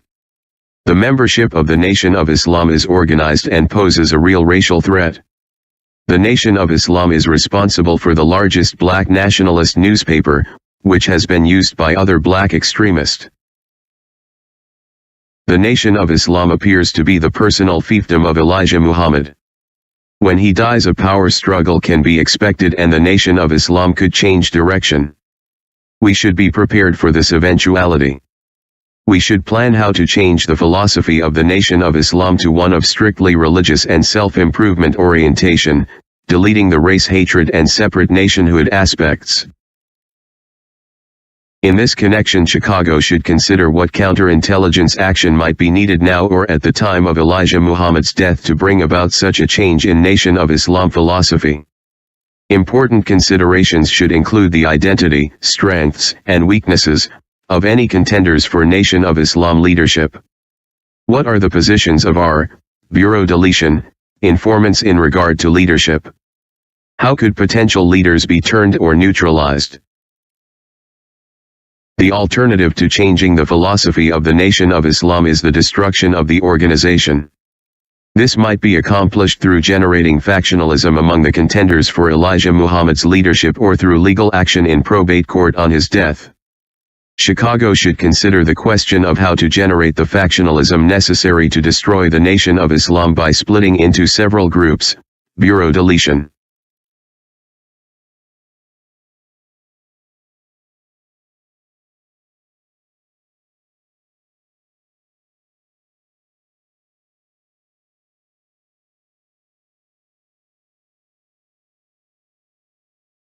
Do you think that the FBI just folded and walked away? Read this document carefully. Did not the FBI accomplish each of their goals? Did not Farrakhan deliver everything the FBI wanted? We should plan to change the philosophy of the Nation of Islam to one of strictly religious and self-improvement orientation. Sunniism, Scientology.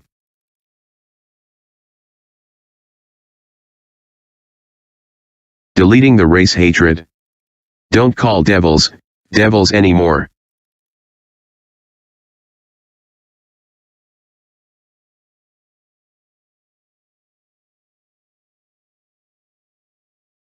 Deleting the separate nationhood aspects. We ain't going nowhere. No existing economic program.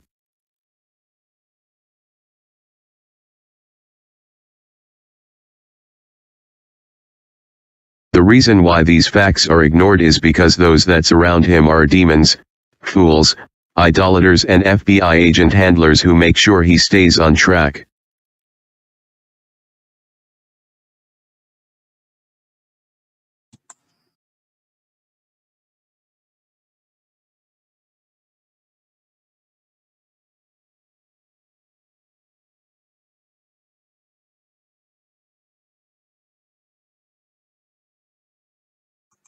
purple.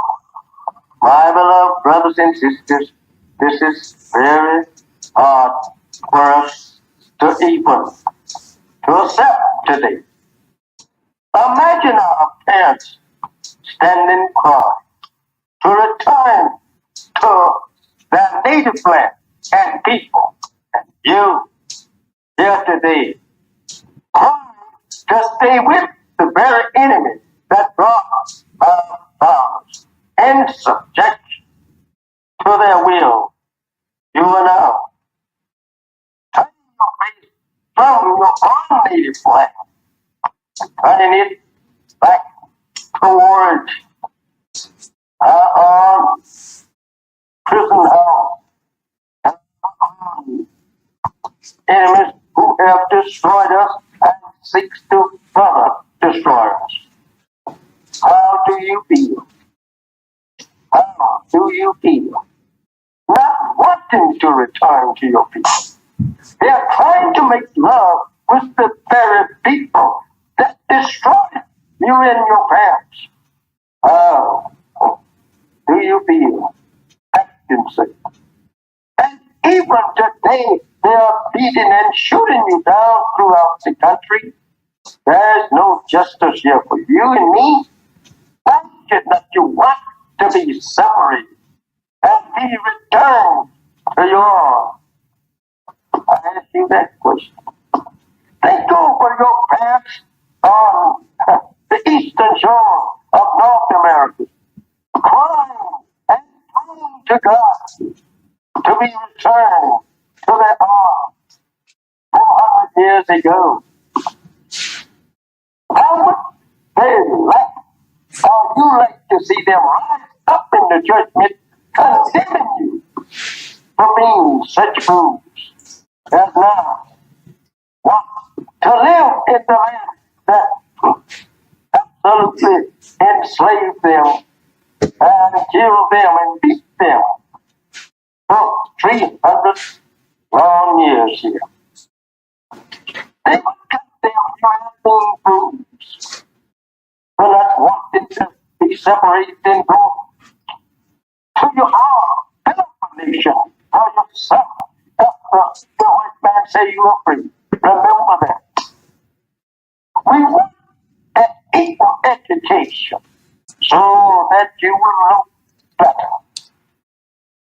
But separate schools up to 16 for the boys and 18 for girls, on the condition that the girls be sent to women's colleges and universities. We want all of our black children educated, taught, and trained by their own teachers. Under such schooling system, we believe we will make a definition of our people. The United States government should provide free for all. Unless the necessary textbooks and equipment for schools and colleges. We believe that is nothing but right and justice that they should build schools and colleges and universities and everything necessary to equip them for the teachings and trainings that we so miserably need and desire. There must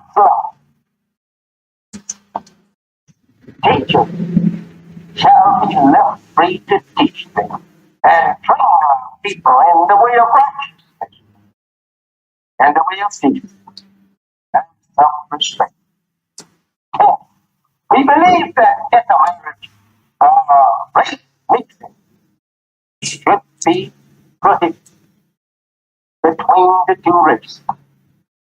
We want the religion of Islam for our people, and we want it taught to our people without injuries or suppression. These are some of the things that we the believers in Islam is true religion of entire submission. We are called Muslims of entire submission. We are called Muslims. We who have submitted ourselves to do the will of Almighty God. We are the people that want nothing other than righteousness. And we are the people that want to leave America for our own. Help and come. Thank you. Assalamu alaikum.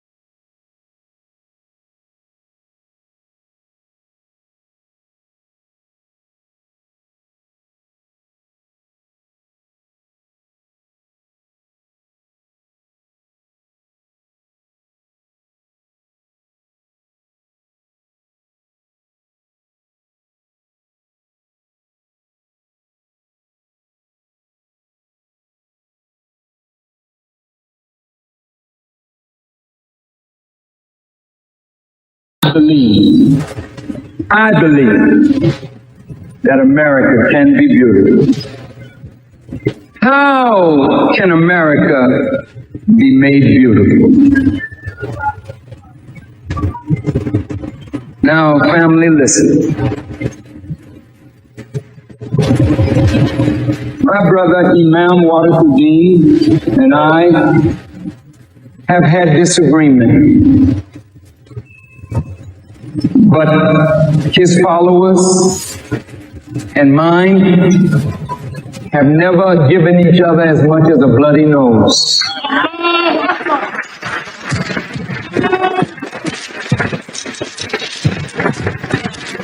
Because in spite of our differences, there's a deep love in us.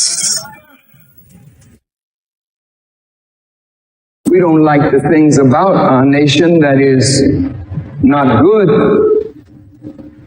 but I don't want to live anywhere else. I want America to be made right.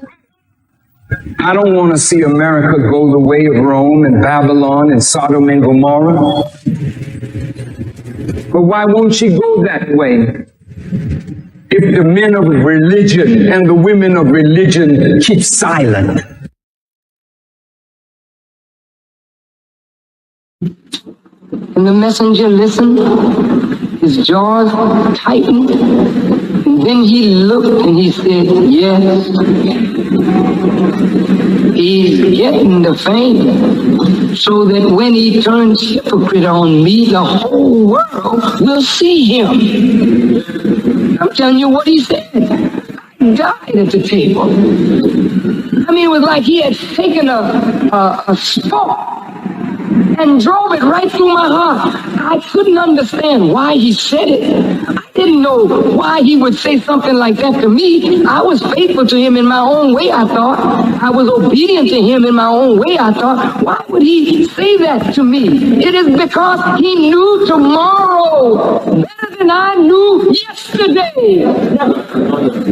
And I lived through yesterday and don't know what tomorrow is, but that man saw tomorrow. He was the most perfect guy that ever could come to a people, brother and sister. But we blew it, man, because we so hateful of our black selves that we didn't believe that God would dare take a black man and not only make him a messenger, but more than a messenger, deposit in the man himself and make a God out of him for you and me. Now listen, brother, I'm not playing here. That man, Elijah Muhammad, is the most profound individual you will ever meet. I don't give a doggone if you live to be a million.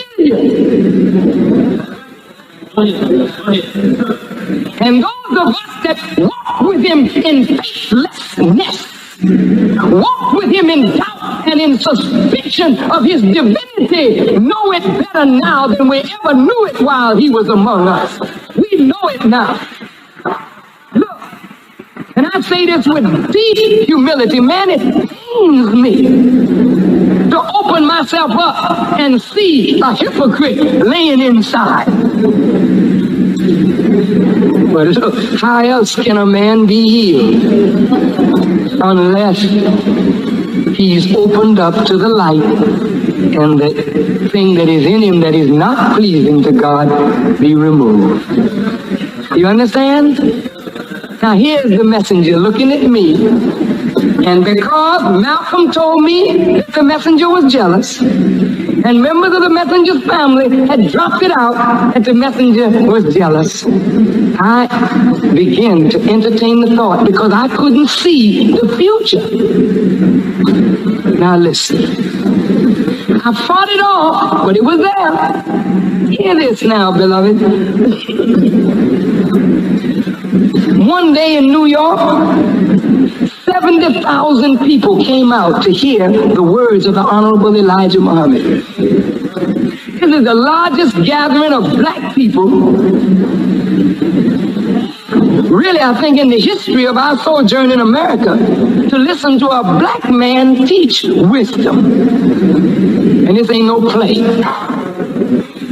I was so overjoyed, I went to the messenger and I said to him, the apostle, there were 70,000 people.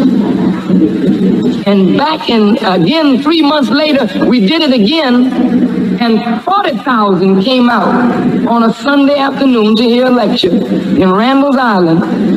And you know, when I was so exultant, you may use the word cocky, you may use the word vain, self-centered, whatever you want to say. When God gives you success, you better learn how to handle it, or that thing will destroy you. And I didn't know how to handle what God was bringing to me. And it being very frank and honest. And this is not negative, but it's so good to understand how merciful God is. He brings you up and show you the power that can come to you, but he knows you can't handle it. He'll drop you right back down and then bring you up in humility so that whatever he gives you, you'll be able to handle it well. Now look, beloved, when I was telling the messenger about this 70,000 and this 40,000, you know what he said to me? He got real sad and he said, you know, brother, the time is coming when you may go to the temple and there may not be one believer there but yourself. Couldn't believe it. We got 7,000 Muslims in New York. And he had 70,000 people out there reaching for his teaching. How could I go to the temple and there be no believer there? I didn't know what he knew. I didn't know.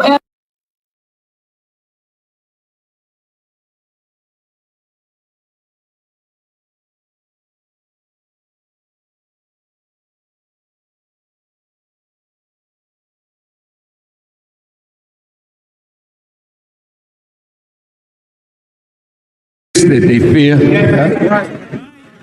I don't have no army. I just know the truth.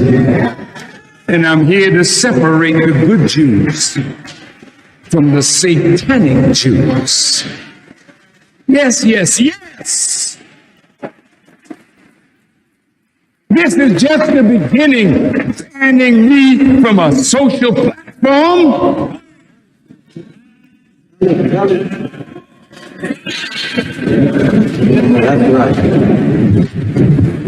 I use that platform with respect.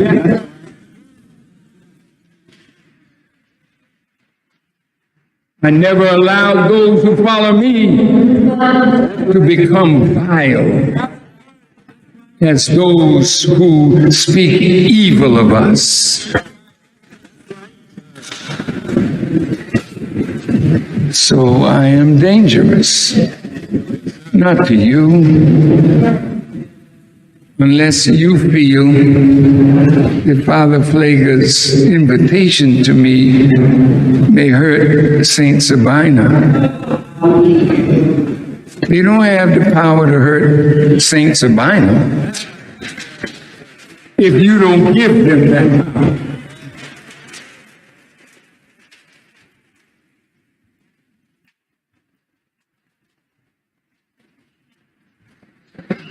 I thank you for listening to me. I have not said one word of hate. I do not hate Jewish people.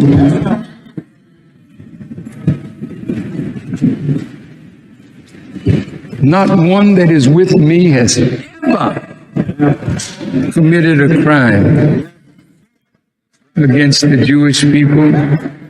Black people, white people, no matter what your color is. As long as you don't attack us, we don't bother you.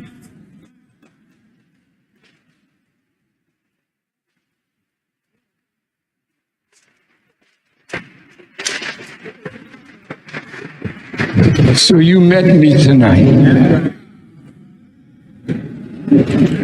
Social media, you met me tonight. I plead with the rulers, let the truth be taught. I plead because this is the only thing that will make America not great again, make America truly great. If you allow me to tell the truth that God has revealed to his servant, the Honorable Elijah Muhammad, that he taught me, we can save America from her destructive fall. I'm not a misogynist. I'm not a homophobe. Don't be angry with me if I stand up on God's word. But I don't hate my brothers and sisters who have been exposed to the great deception. Taking the word God is love, and I love my brother. In fact, we kissed when I came up here.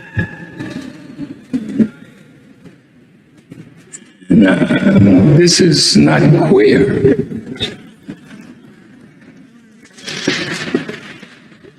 This is straight up love. So from tonight, go home.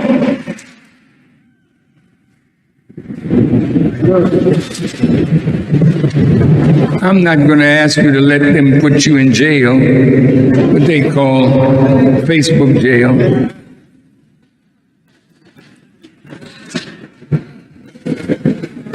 We have a teaching about the maker of the white race. His followers were put in jail. I wonder, is it Facebook jail? And everywhere they looked, there was another one. Till all the jails got filled up. And that's when the president said, I think I better go and start a dialogue with Farrakhan. Because this false mess to give you civil rights and take it back, you owe us. And I'm here, by God's permission, to tell all of you what justice looks like. It's not a white woman, a TV show, and a nice car, and a nice home. I got all of that too. I ain't robbed nobody. That's right. I love you. I love you because God loves you and wants to free you from the grip of Satan, that we may build a righteous world. And Father Plager will be in that righteous world. You can believe it. He's a true servant of Jesus the Christ. Thank you for listening.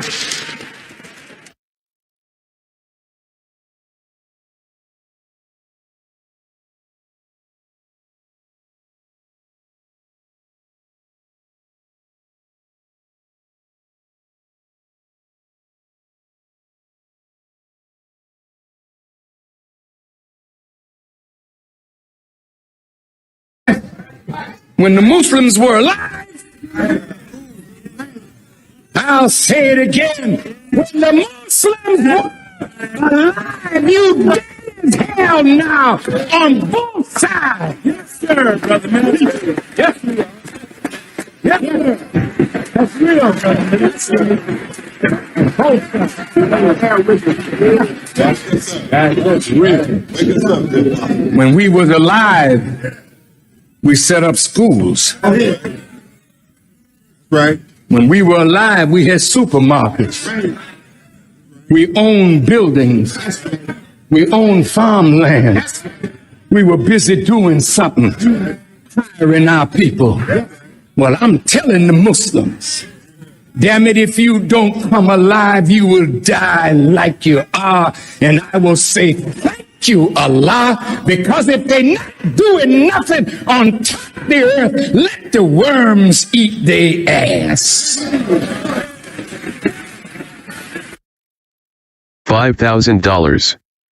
Cash payment to anyone who can prove that what lying son of a devil Farrakhan is preaching is consistent with the lessons, supreme wisdom, of Master Fard Muhammad Elijah Muhammad's representation of his teacher Master Fard's teachings.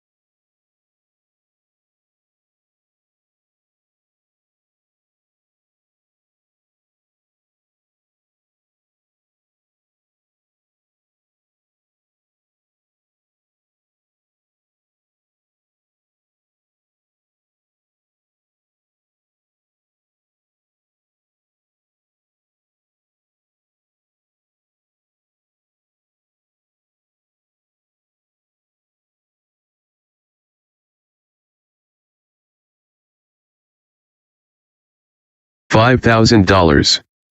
Cash payment to anyone who can prove that what lying son of a devil Farrakhan is preaching is consistent with the lessons, supreme wisdom, of Master Fard Muhammad Elijah Muhammad's representation of his teacher Master Fard's teachings.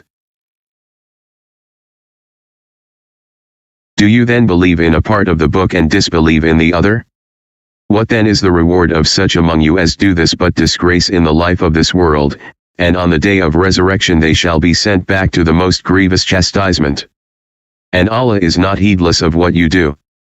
86 These are they who buy the life of this world for the hereafter, so their chastisement shall not be lightened, nor shall they be helped.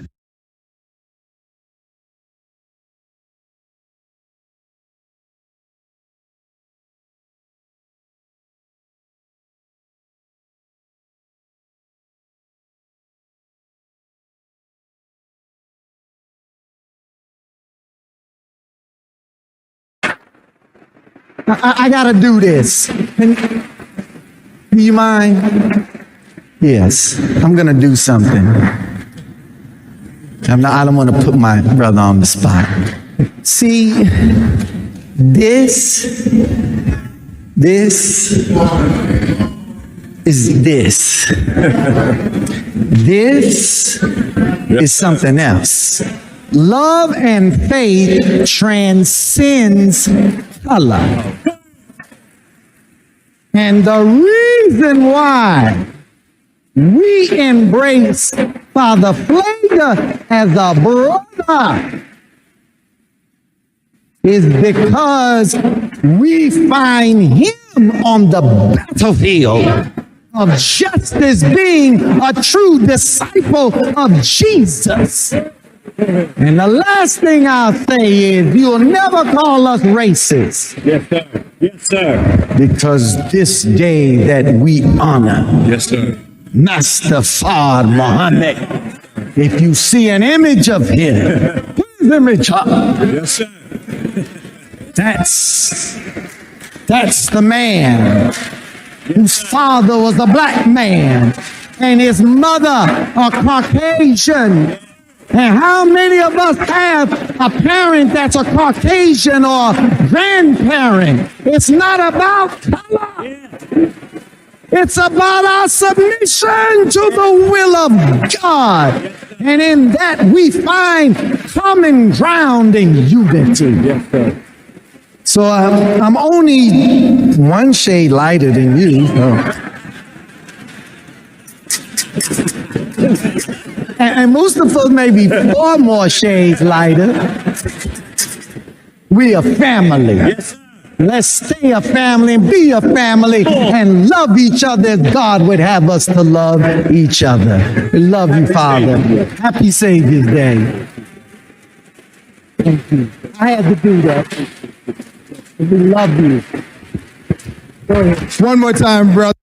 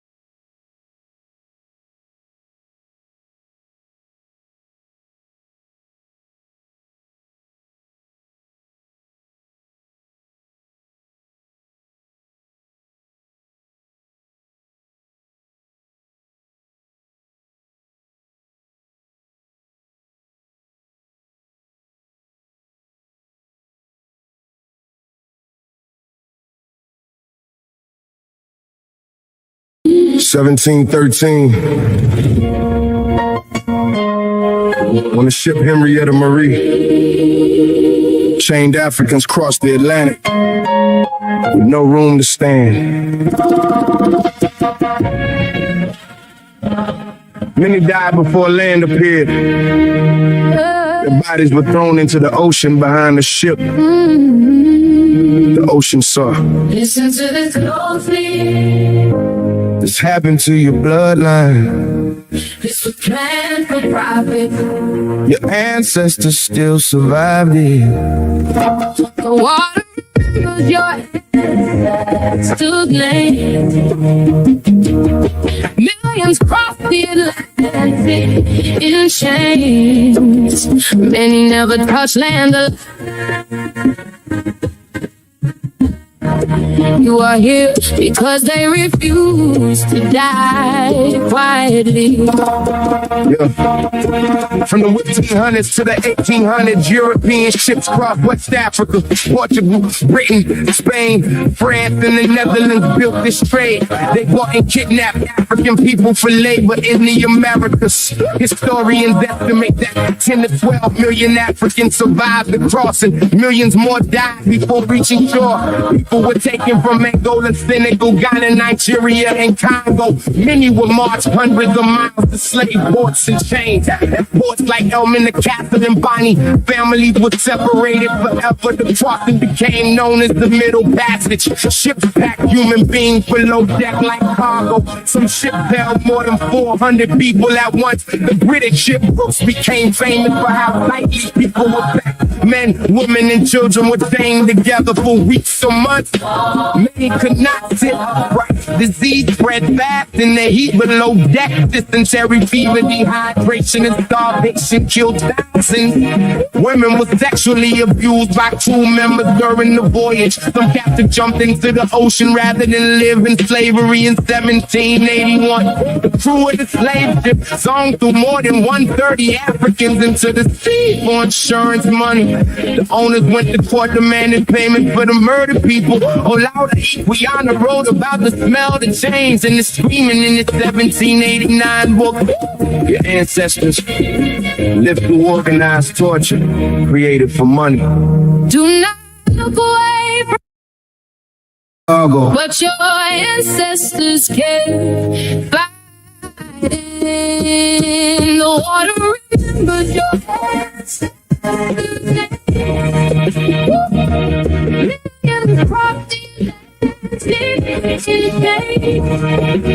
Many never touched land.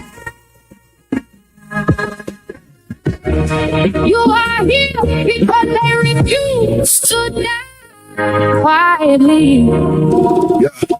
The Middle Passage helped build the economies of Europe and America. Sugar plantations in the Caribbean depended on its slave labor. Cotton plantations in the American South depended on its slave labor. Banks, shipping companies, and insurance firms made fortunes from slavery. Cities like Liverpool and Bristol grew rich from slave voyages in the United States. Slavery expanded after the invention of the cotton gin in 1793. By 1860, nearly 4 million enslaved black people lived in America. Congress banned the importation of enslaved Africans in 1808. But slavery continued inside the country.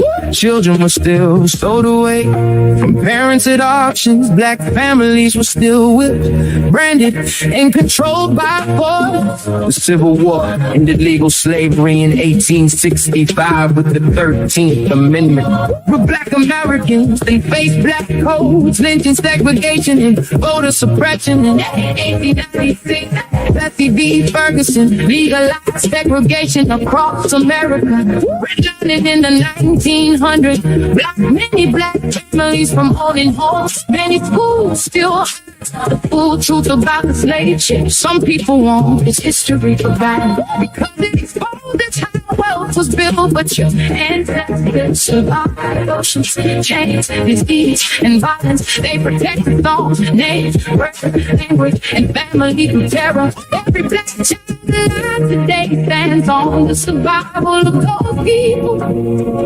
That survival is proof that the system did not erase your bloodline. Ancestors survived the cross.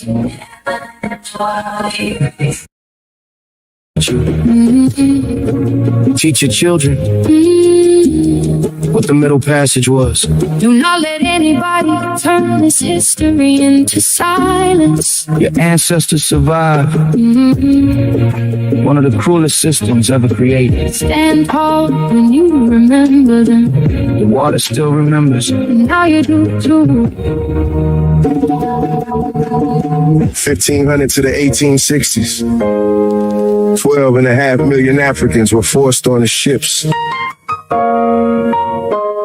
Almost 2 million died in the water before they ever touched land. This is the crossing. They call it the Middle Passage. Stop. Put everything down. What I am about to tell you is the truth. It is yours, and no one can take it back. Remember what they tried to drown. They built the ship to break you. And you did not break. 2 million stayed in the sea. And still you are here. You are alive. Because they refuse to die. It started on the coast of West Africa. Ports like Elmina and Ghana, the Bight of Benin, the Bight of Biafra. From around 1500 to 1866, 12.5 million people were captured and sold. The Portuguese began it, then the British, the French, the Dutch, the Spanish, the Royal African Company of England branded people with I ain't even children.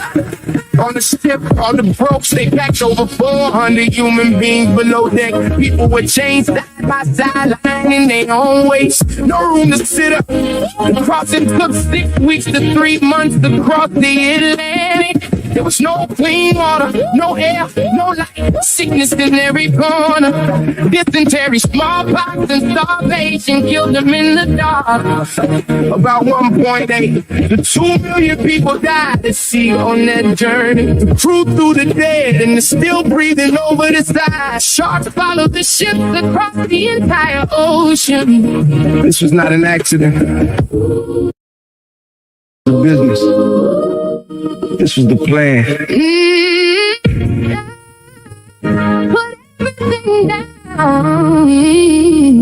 What I'm about to tell you is the truth.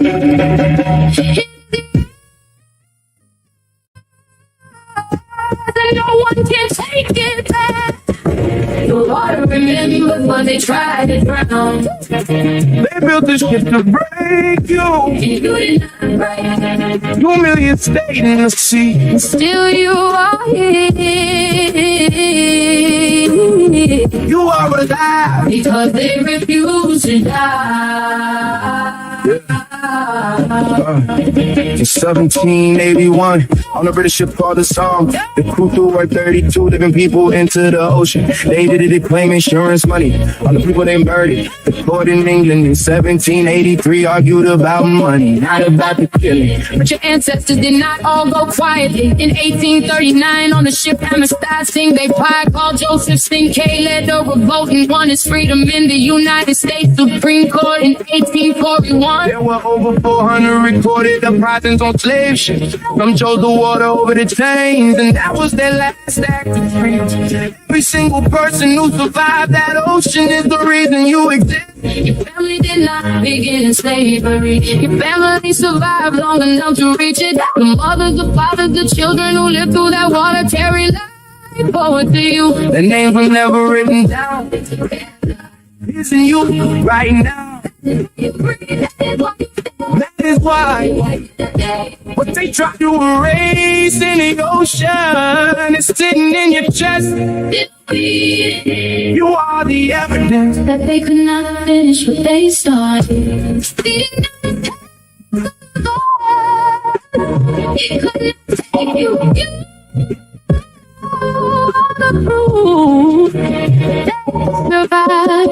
Now you know what crossed that ocean to make you.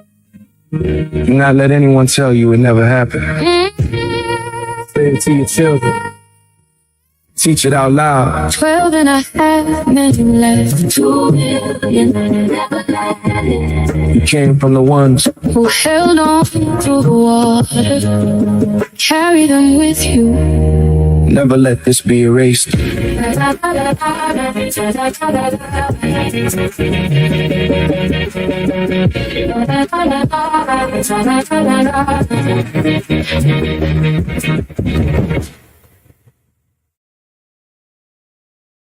$5,000. Cash payment to anyone who can prove that what lying son of a devil Farrakhan is preaching is consistent with the lessons, supreme wisdom, of Master Fard Muhammad Elijah Muhammad's representation of his teacher Master Fard's teachings.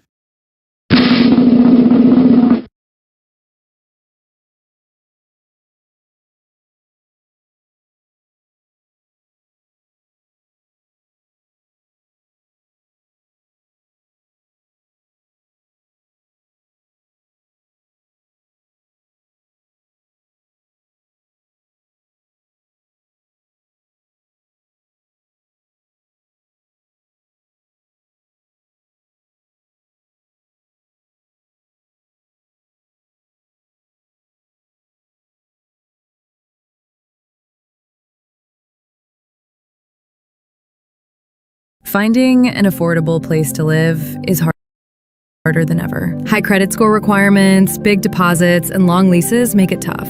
PadSplit helps you rent a furnished room in a shared home with utilities and Wi-Fi included for as low as $133 a week. No minimum credit score, no deposit, instant approvals, and flexible terms. With the money our residents save, they've paid off debt, bought a car, and even moved into their own place. Find your room today at padsplit.com. PadSplit, it's time to rent smarter.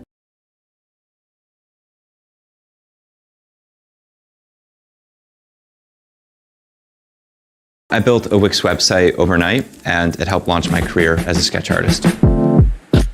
There's beauty in everything, and being there firsthand is, of course, the best way to experience it. As a reportage illustrator, my art unfolds in real time. So my website needs to showcase the kinetic energy behind this craft. I draw fast, and my site keeps up.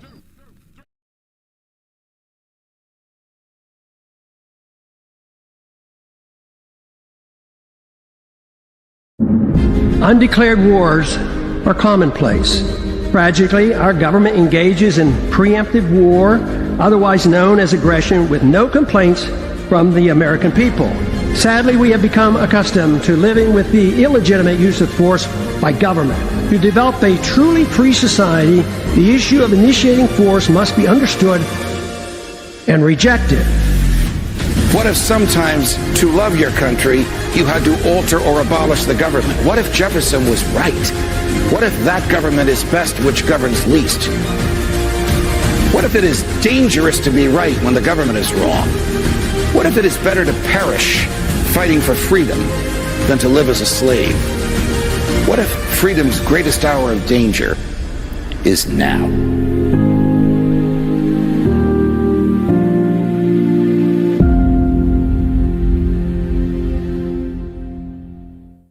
Hi, everyone. Judge Andrew Napolitano here for Judging Freedom. Today is Monday, May 11, 2026. Scott Ritter joins us now. Scott, a pleasure, my dear friend. Thank you very much. I want to talk to you at some length about, Maverick has his own opinions, about how and why Iran has effectively defeated the United States and Israel. But before we get there, did Israel just violate the sovereign integrity of Iraq by just moving in and building a military facility on Iraq property? Well, they didn't just do it. This is a facility that's been in place well before the war. It is some thought that it could have actually been active in the June conflict as well. But there's no doubt about it. The Iraqi government was neither conferenced in on this or consulted, or nor did they give their approval for this. So it's an absolute violation of sovereignty, of Iraqi sovereignty by the state of Israel. It's the kind of violation that normally results in a declaration of war. Clearly Iraq is in no position to go to war against Israel. But, the other thing is that the United States was a willing and, able abettor of this. There are indications that this base was also used by U.S. Special Operations Forces as a forward operating base for potential operations in Iran. So it's not just Israel that violated the sovereignty of Iraq. It was the United States as well. Is this what happens when the President of the United States says, I have no need for international law, and the Secretary of Defense calls rules of war stupid?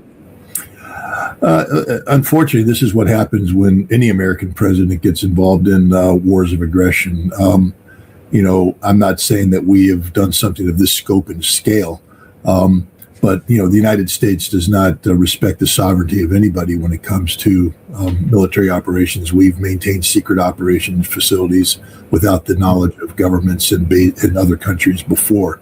But the problem here isn't so much that we're continuing past practice. When the president says that he doesn't care about international law, and when Hegseth speaks about more lethality, less legality, what we're talking about is straight up war crimes.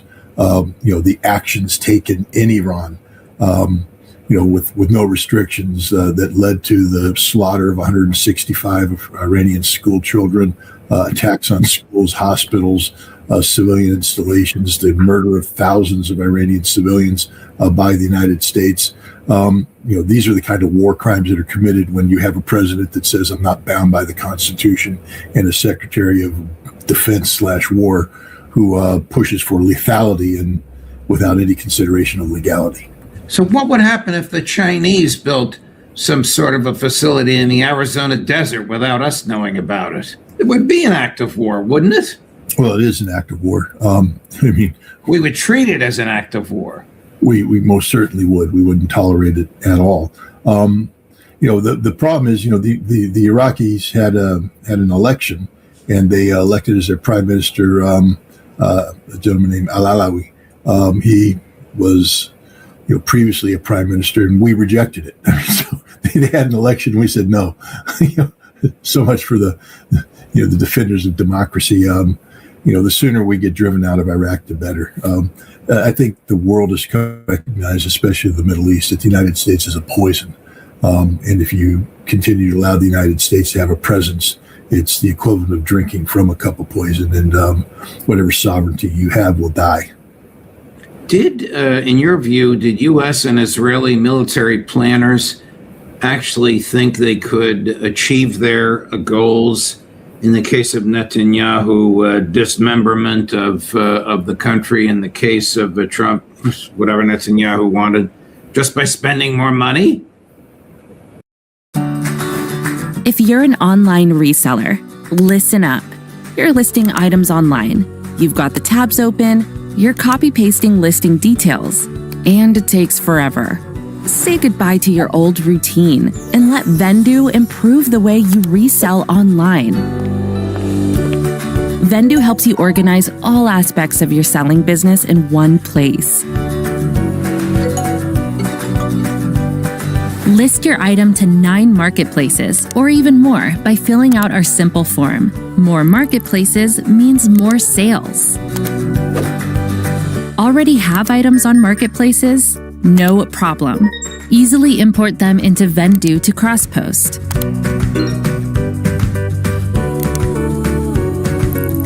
Have old items that have been listed forever? Delist and relist your items with one click. Turn these stale listings into fresh ones and watch the sales come in. And when those items sell, you can quickly remove them from other marketplaces. Managing your items has never been easier when all of your inventory is organized in one